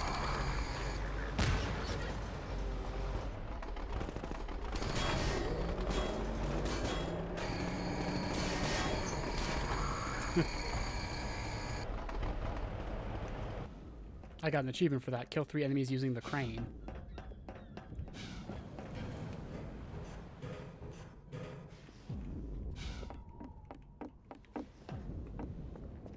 Oh, that's scary. Let's move that out of the way.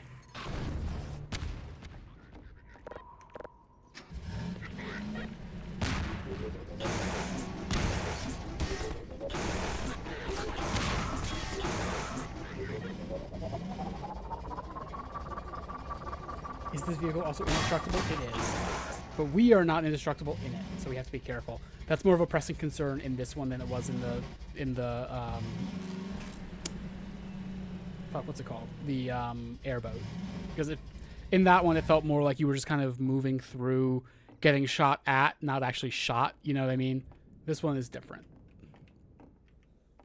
I like how many places just have this exact same map. Feels like this is like, maybe you don't want the Combine to know that you have a base here and a base here and a base here. I don't know.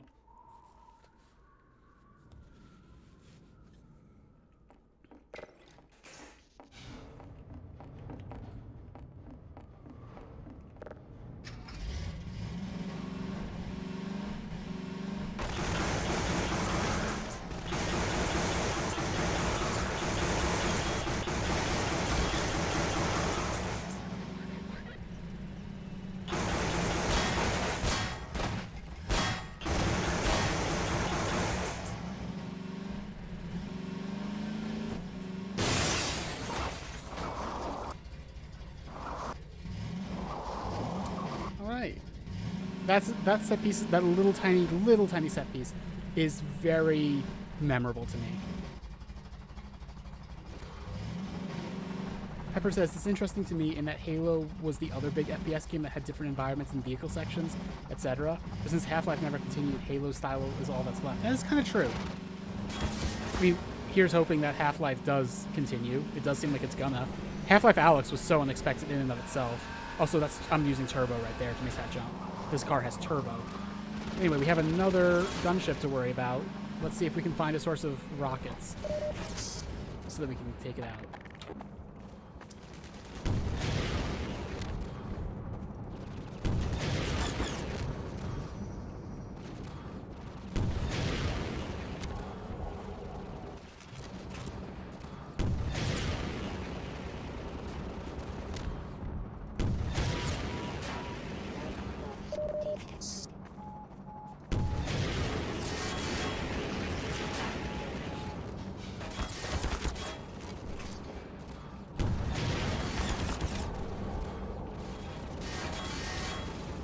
I'm stuck. I can't move. Uh-oh. Uh-oh. I can't move. I cannot move. There we go. I think I was probably clipping through the ground. There we go. Like I said, gunships are going to be like a standard mini-boss / boss kind of thing now. Halo is often said to have gone a bit COD-like, though, and I bet that would have been even worse for Half-Life if it was continued. Yeah. I'm so curious, if they do end up making Half-Life 3, which is kind of a possibility, like, how modernized it's going to be. Because these games are old and have a very distinct feel in their oldness. But I also don't know that you could make one like that anymore. Half-Life Alyx got around it by being, like, a VR game, and so therefore it gets to feel different. Like, people accept it feels different, because it's going to feel different no matter how it's made, you know? Half-Life 3 is going to be a Disco Elysium, like, yeah, that's probably it. I actually want that, though. I want a game that talks about the politics of the Half-Life universe.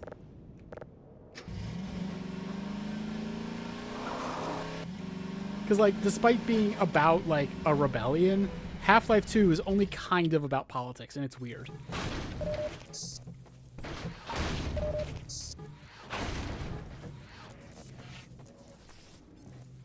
I mean, maybe it's not weird. That's actually very normal. But it's like, come on, it would be so easy. But then again, Gabe Newell's a weird libertarian, so maybe we don't want that. Maybe we want to have the plausible deniability.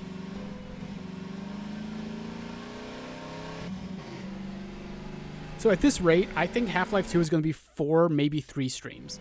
We're going through this way quicker than I was expecting, and I was expecting it to be quick. It's Dog's Ball. Let's go pick it up.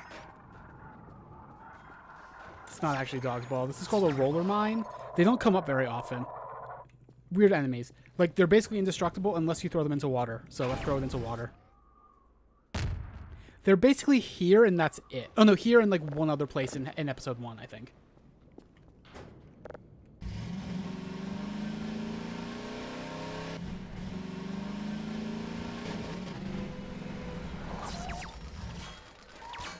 Pepper's looking at loots on Blue Sky. So, yeah, Dog's Ball was actually a combine weapon that they repurposed. They, like, took the electric parts off of it.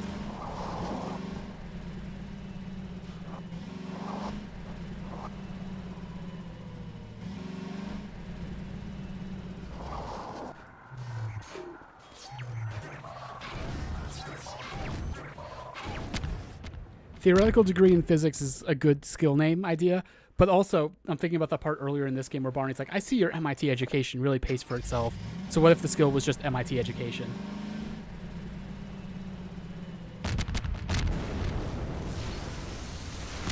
That's a bad trap. That's a really bad trap. They didn't even wait until I was near.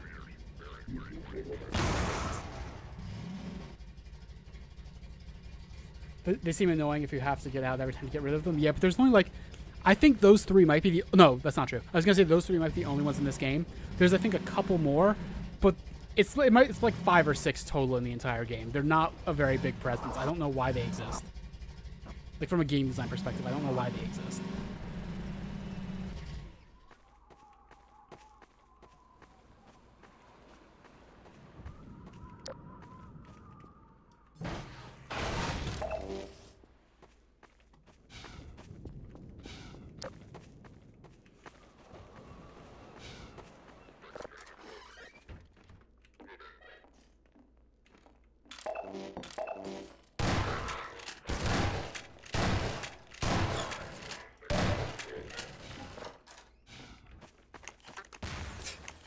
That's funny, Judith.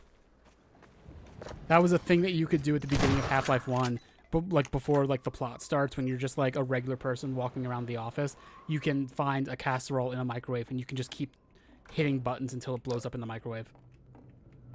Which gets like a little reference in Episode 2, actually. You find out whose casserole it was. And he's still mad about it.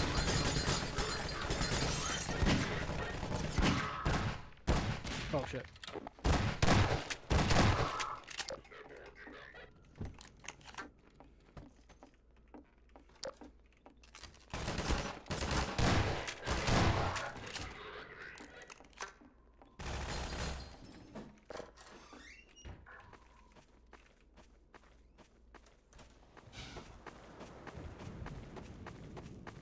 There's more around. I swear there was at least one more. Whatever. I don't really care. I don't have to kill all of them. I just have to leave.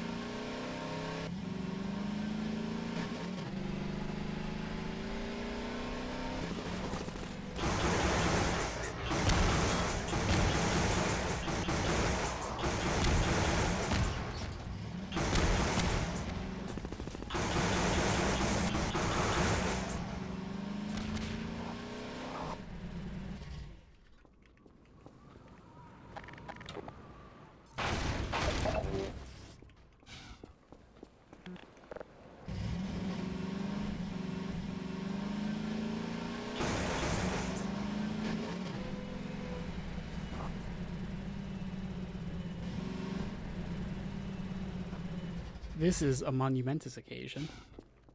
Momentous, not monumentous. This is when we get our sniper rifle, which is a crossbow. It shoots a hot, like, very hot, like red hot rebar. And we can use it to snipe. And pin people to things. I got an achievement for that called targeted advertising, which I think is kind of funny. That's what ammo for our sniper rifle looks like, by the way. It is literally just rebar. Love it.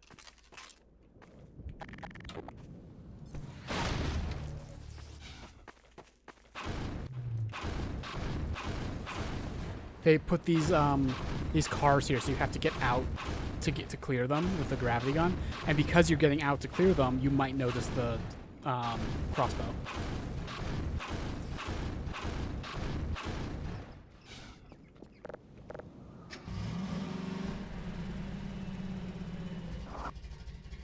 Yeah, that is like one of the only advantages of Blue Sky over Tumblr. Tumblr is also pretty awful at times, but like liberals on Blue Sky seem like the fucking worst. But also you can actually do new stuff on Blue Sky without worrying about getting terminated for it.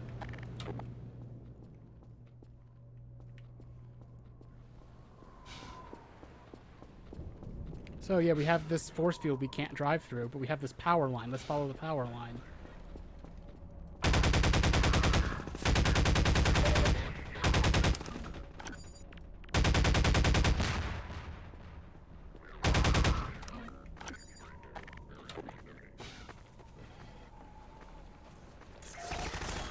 These were the other roller mines I was thinking of.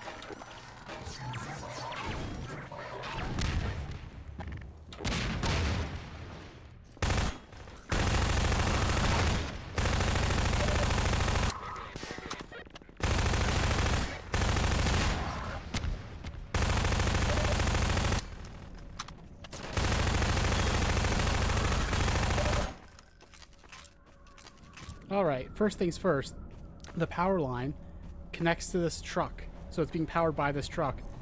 Let's get rid of the truck. Get rid of its brakes. And it's gone.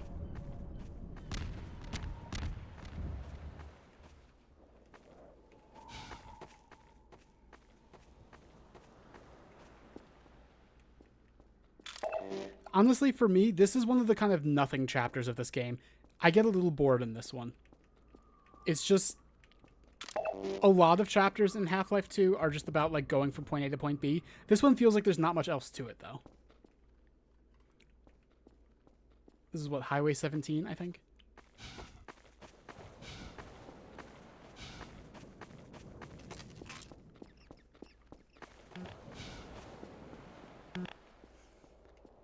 Which is one reason I'm going to be glad to be done with it. Like, I'm glad we're getting it out of the way this stream instead of it being the thing that I'm going to have to do immediately next stream.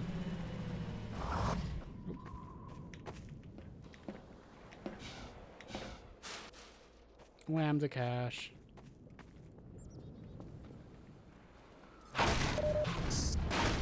This is weird, vaguely eugenicist propaganda.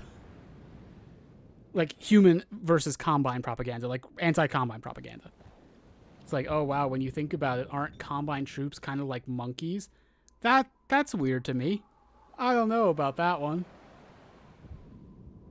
I feel like you can oppose the Combine, including the human troops who are supporting them, on other grounds than I think they're devolving.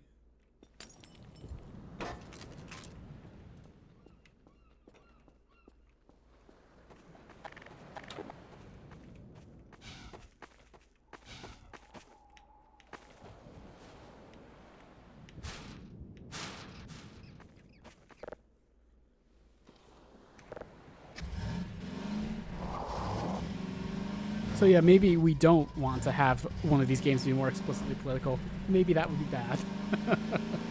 If that's what we get from it.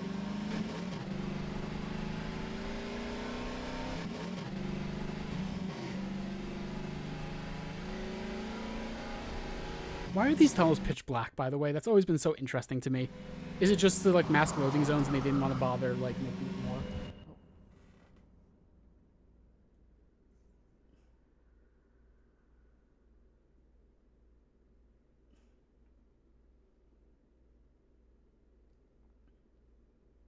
Oh. Okay, Pepper just showed me her blue sky discussion, and I want to say to this person, go fuck yourself. Oh, why are you only bringing this up after? It's gonna be my response, probably. Okay, let me see.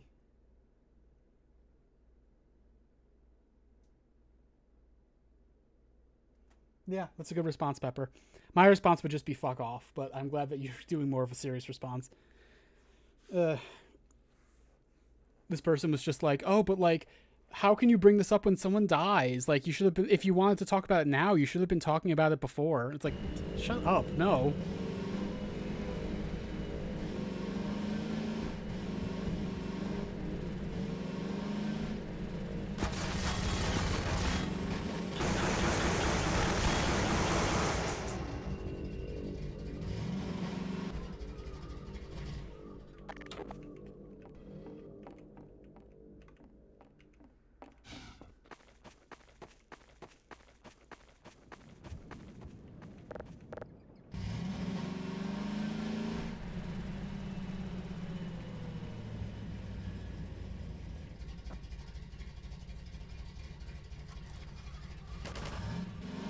And also, it's like, how do you know people weren't talking about this? Because you weren't in those conversations?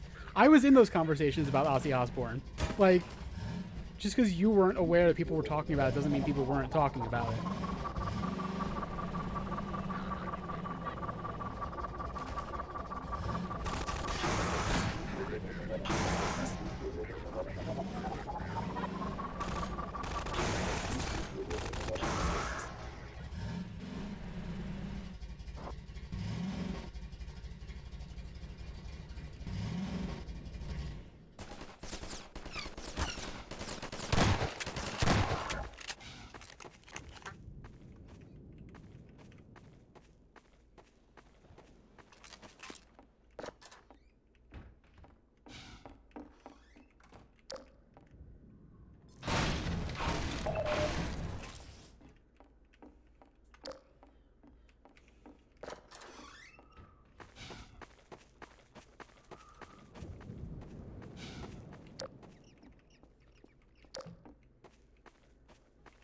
So, I don't like this chapter overall, but this bridge section is very memorable to me. I think about it a lot when I see bridges that look like this in real life. Because we're going to be climbing up all on the trusses. Trusses? Tresses.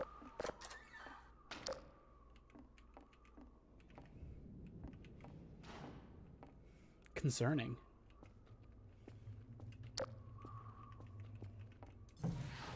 Can hear what sounds like a poison zombie in here.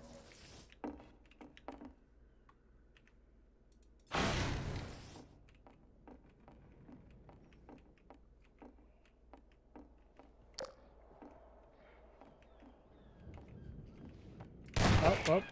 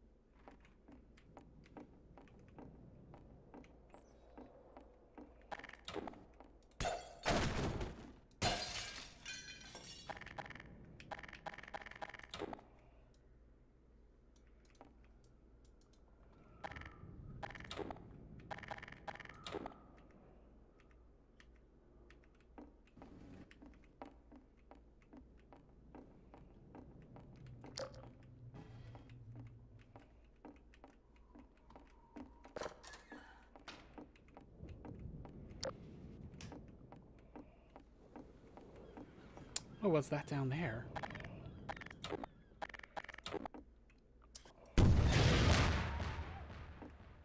A poison zombie can survive a rocket to the face. But not two.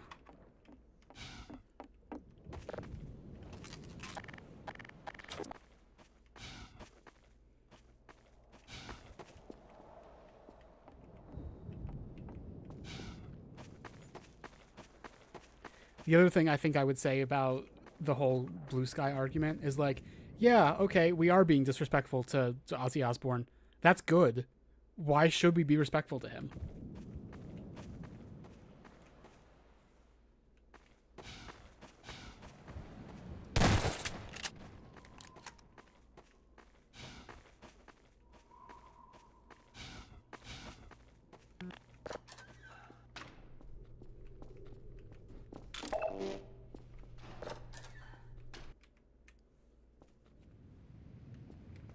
So yeah, I like this bridge segment. The rest of Highway 17 is eh. Excuse me.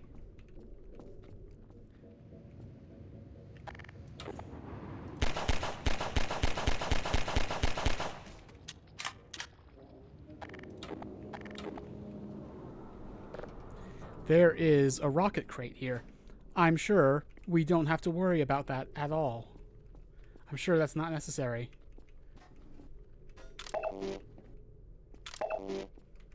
And hey, we're at full health, so what could go wrong, right?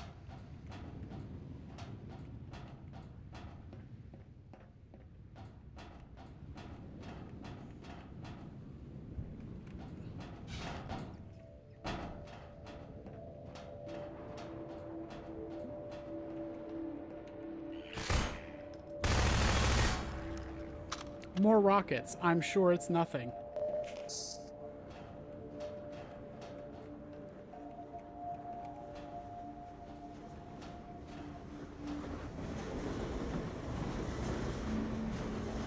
Oh, wow.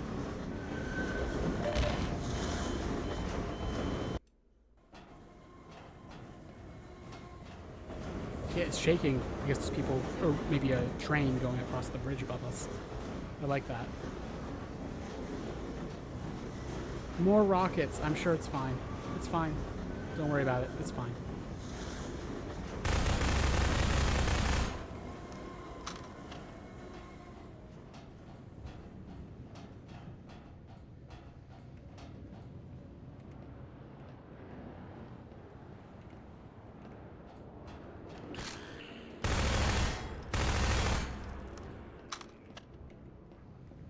I'm gonna add this also. Okay.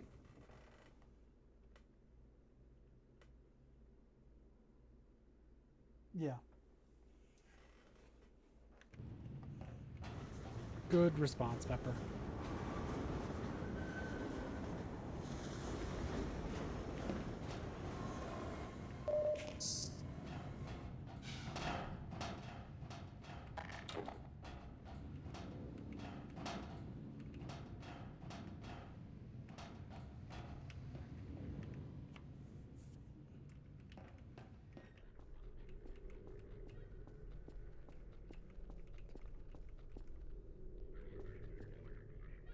Hear soldiers.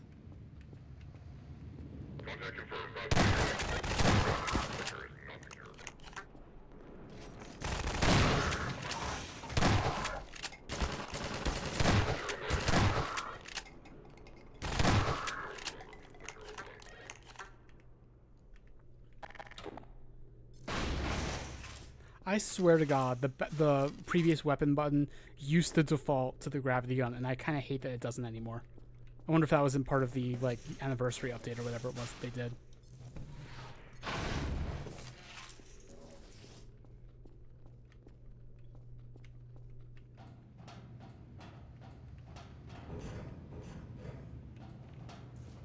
Here we go. What?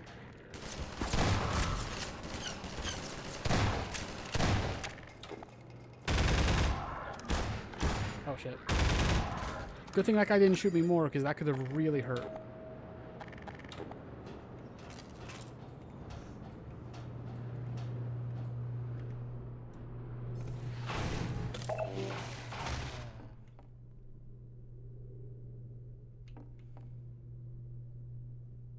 Thank you for subscribing, Yayan Dimas.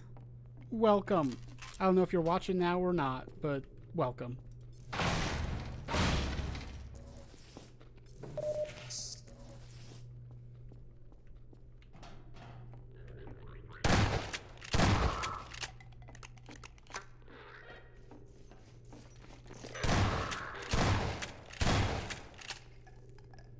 See you, Sakuna.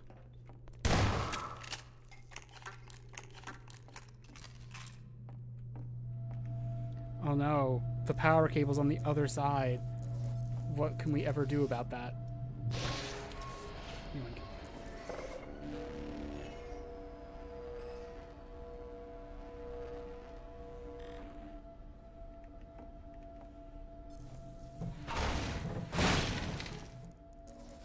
Bridge access field active. Let's turn that off. Bridge access field inactive. Oh. Oh no, that sounds like a gunship. Who could have ever thought we would be facing a gunship? It is kind of cool this time though, because it means that we have to go, like, we had a relatively easy time crossing this environment on the way in, and now we have to cross it again, an environment we already know, but under more pressure. Because there's going to be a gunship shooting at us. And also, there's just paths that are blocked off now. Pepper says, I'm loving the variety in environments. I feel the same way. Although by the episodes, well, by episode 1, it starts to feel a little bit like environments are being recycled a lot. Episode 2 generally has very different environments, which is cool.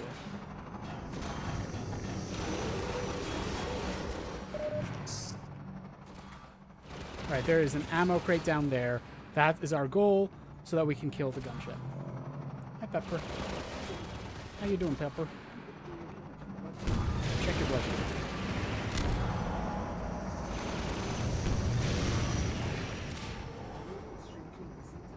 Who? That's true. I guess we don't normally stream on Mondays. I just really wanted to play Half-Life.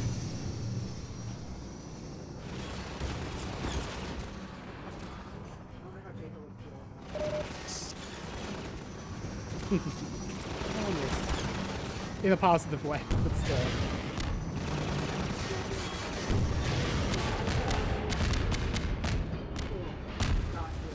Oh, wow. I'm hoping it wasn't, because that was so brutal. Anyway, that gunship is dead. I swear, on my first playthroughs, the gunships felt like much bigger threats. Now they're... I should be playing on hard, maybe. I went on medium, I went on regular, whatever, normal mode, whatever. Because I was streaming, and I was like, streaming makes any game harder. But maybe I should have just been on hard. Streaming that moment makes it easier. That is true. That I've already done this like a few times. It's true.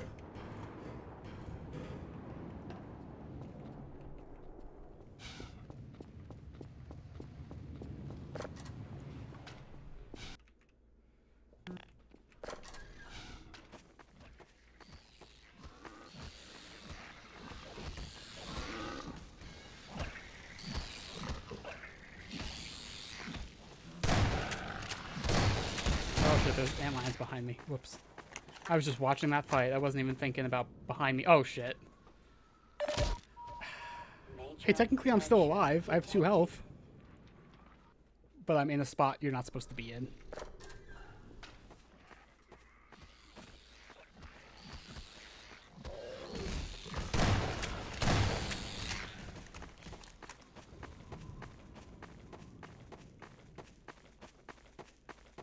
Alright, this section... Oh. Forgot that this area repopulates with Combine soldiers after you come back.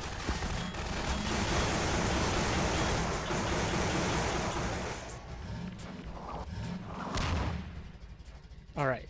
This area, once I get onto the bridge, always kills me at least once.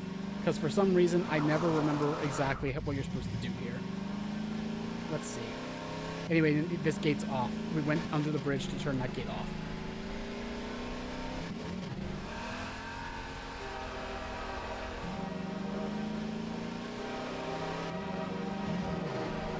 Hey, it didn't kill me that time. Normally the train kills me. At least once.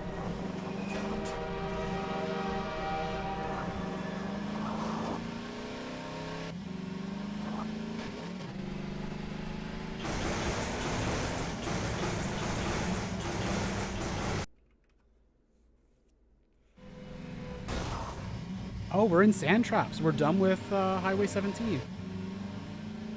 The beginning of sand traps is very much like Highway 17, though. Not so much this part, but like we're still going to be doing a lot of driving and stuff.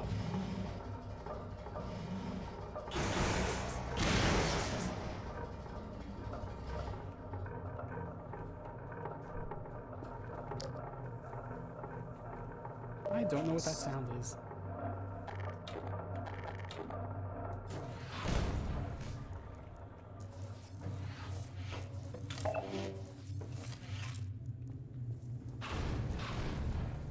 And again, we could just drive through all of this, but there's extra stuff to explore if you go off on the side, get out of the car and explore a little.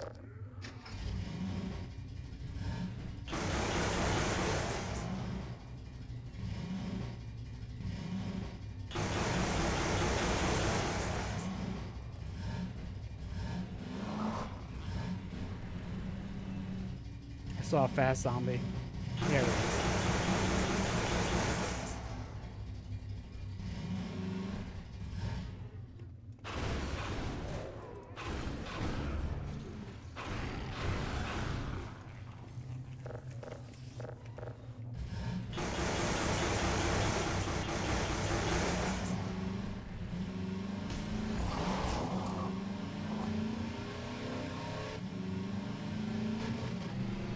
I don't know why these tunnels are so dark.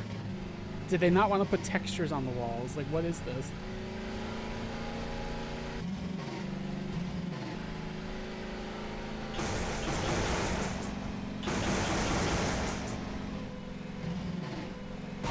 Yeah, I mean, the thing is, like, this game will often just actually stop you in your tracks to load. And that's like hard-coded in. That's not a matter of your PC not being able, up to it or whatever. So I don't think that they would do it like that. Like, this wasn't from a time period where they disguised loading zones in that way, typically.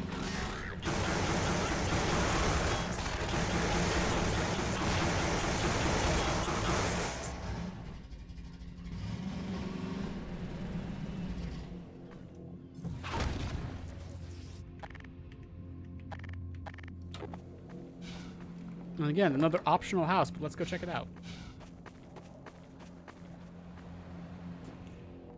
This chapter can be very short if you don't do any of the optional shit.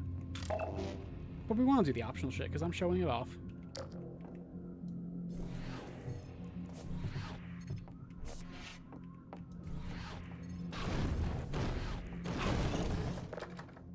Oh, I thought that would open it. Oh. What are the odds this is another poison crab house? Huh, maybe not. It's a fucking roller mine house. That one was stuck in the geometry. Anyway, bye. Oh, it just barely didn't reach the water. Is it going to come back for me? That one reached the water. But it's still alive. It didn't blow up. Interesting. There are more roller mines than I remembered. But there's still so few of them, and I don't understand what the point of them is as enemies.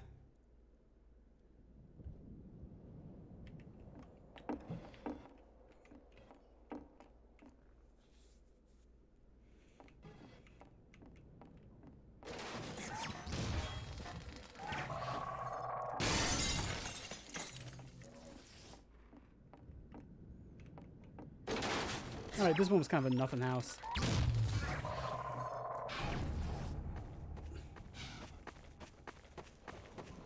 Alright then.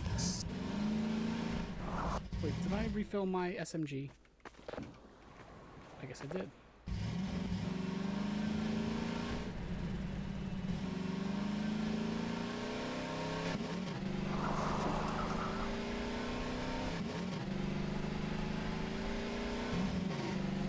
My butt is starting to hurt from sitting for so long. Sure.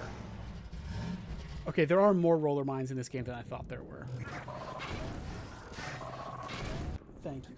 Use this one. Yes, thank you. I appreciate that. Oh, oh, oh. Uh-oh. I dropped things. Where did it go? I dropped a pill bottle. Where the hell did it go? Excuse me 1 second, snacks. There it is.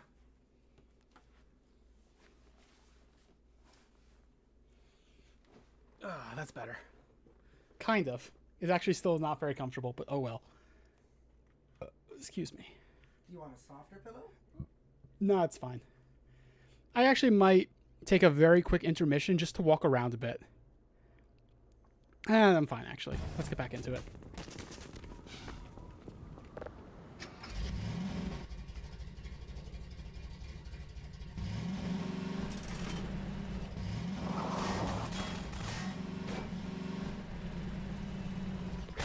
Ah.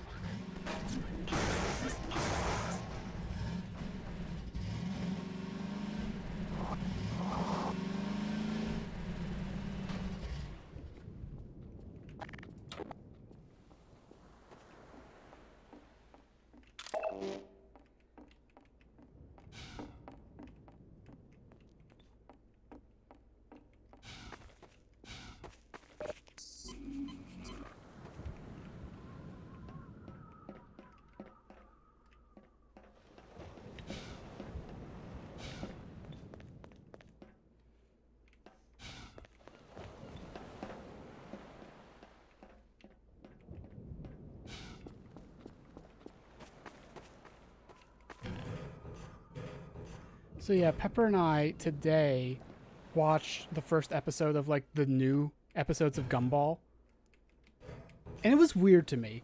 Gumball is weird, and like not in the way I would normally say Gumball is weird. Like it was an episode for people who haven't seen it where like Darwin and Gumball are trying to eat healthy, and it ends with them talking to like the CEO of like everything, like all of the corporations in town that provide unhealthy food, and they'd use the term means of production, and they talk about like, oh, like they talk about eating the rich basically, right? But then the conclusion of it is, oh, the reason that the only food available is unhealthy is because we're all stupid, which is so weird to me, especially when like so much of the episode is dedicated to showing that like the two main characters want other options and there's no other options available, so they have no other choice. But then the conclusion overall is still, well, people are stupid. It's like, wait, I don't think the people are the issue here.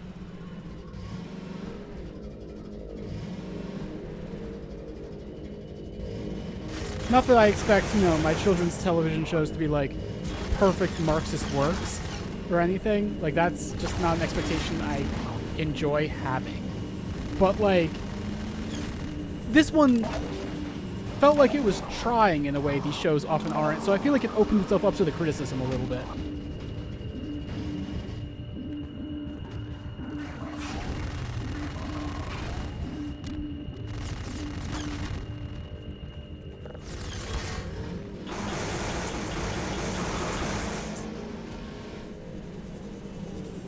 Like there's a whole musical number where the CEO that they're angry at sings about how people are stupid.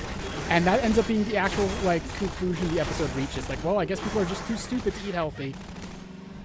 So weird. Oh, that's where all the gunshots are coming from.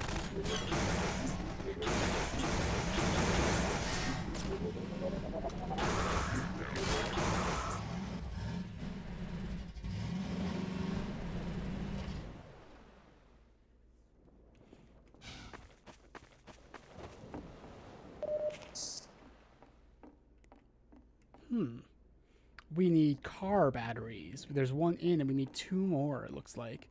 Where can we find car batteries? Well, that one's easy. It looks like we need a 3rd one. Where would a car battery be? Would it be in a car? Yes, it would.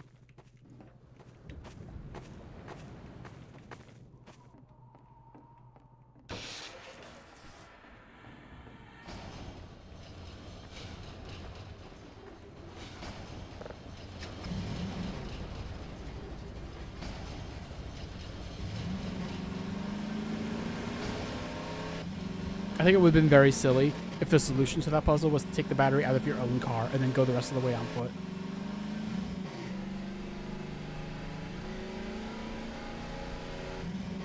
I think this might be it for the highway section. I could be wrong, though. Uh-oh.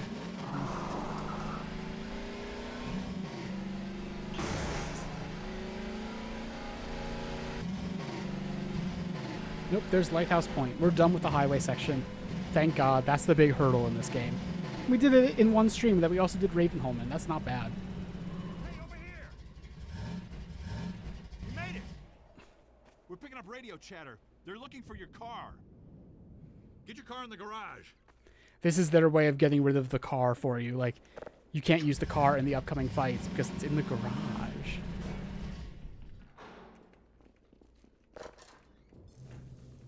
Okay, Doc.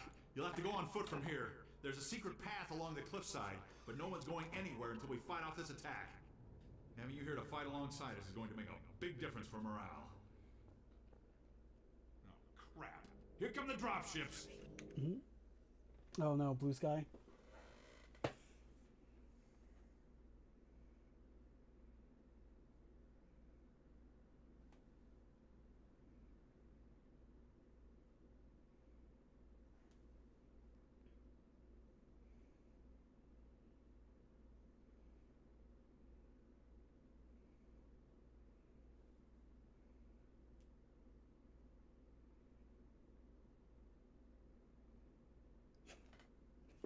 There's a time and a place, and the best time is whenever is not currently.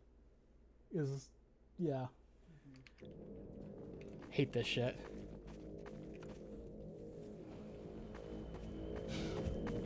It's like, okay, but he's dead now. When can we talk about it? Like...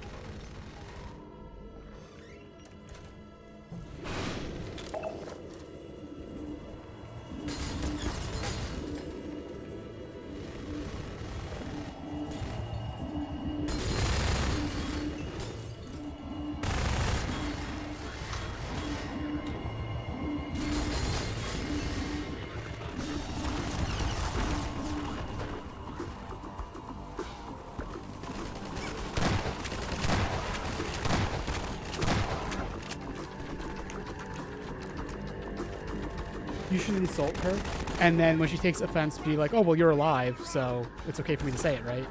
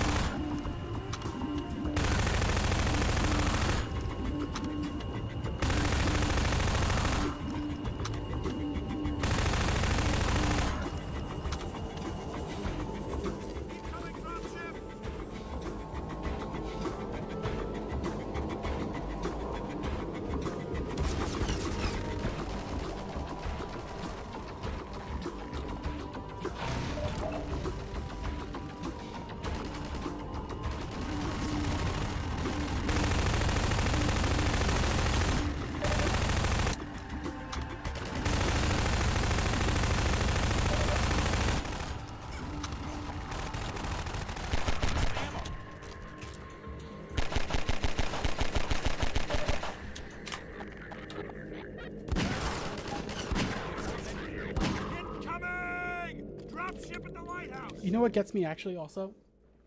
Oh, he signs a letter alongside 198 other misinformed celebrities. So like, even them, it's not their fault. You're constructing this so that it's not their fault that they signed that. None of them. Like, what was the sign thing? It was that they signed an open letter criticizing BBC for too much pro-Palestinian coverage, which is insane for BBC in particular. But yeah. It's like the thing is constructed as if like even the like no one who did that can be criticized for it, and it's like no, what? Of course they can. Poor little baby celebrities who don't know that who don't know about Palestine, who don't know Israel is an apartheid state. Like, come on. Are they adults or are they not adults? Like, can they... I'm gonna stop.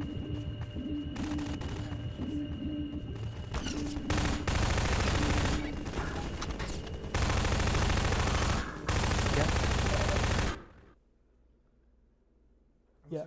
Yeah, that's what I'm referencing. Yeah. The phrasing is, okay, can you show me again? Sorry. Point 1. He performed in Israel in 2018. Point 2. His wife and himself signed a letter criticizing the BBC for supposed anti-Semitism, along with 198 other misinformed celebrities. It can always be misinformed. It's always misinformed. It's never, like, malicious. It can never be malicious when it's people you want to defend.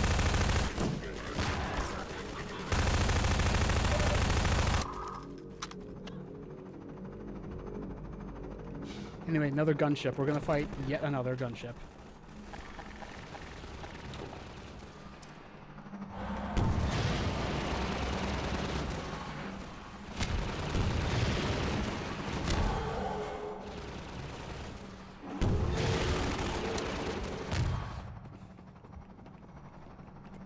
Excuse me.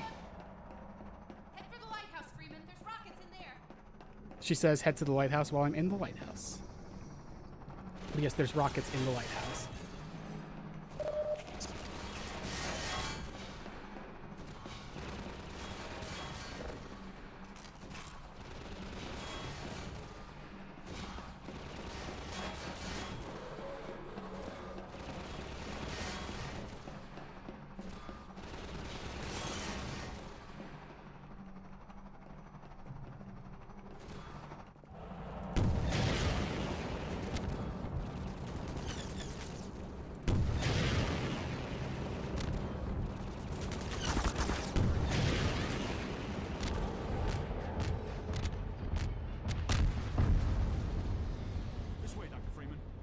All right. Before another gunship finds us.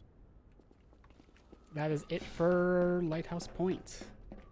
I'm kind of breezing through this game, and I'm surprised how much that is the case.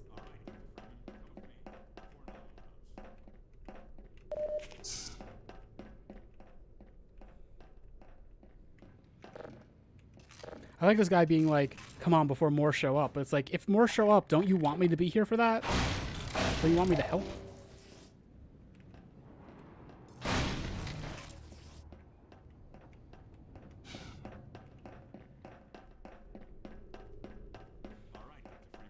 Now, because the last chapter was very samey, we're going to get a chapter that's very different gameplay. And at the end of this chapter, I think I'm going to call it for the stream.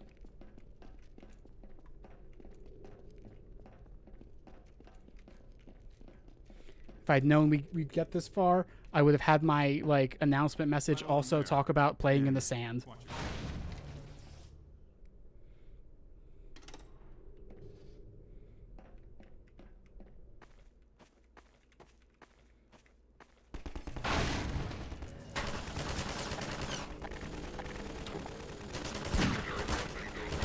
Also, I like this detail. As soon as you leave, a combine dropship picks up your car and takes it away.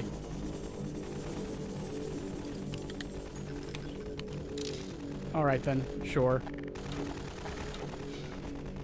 We could have been there to prevent that, but we were whisked away.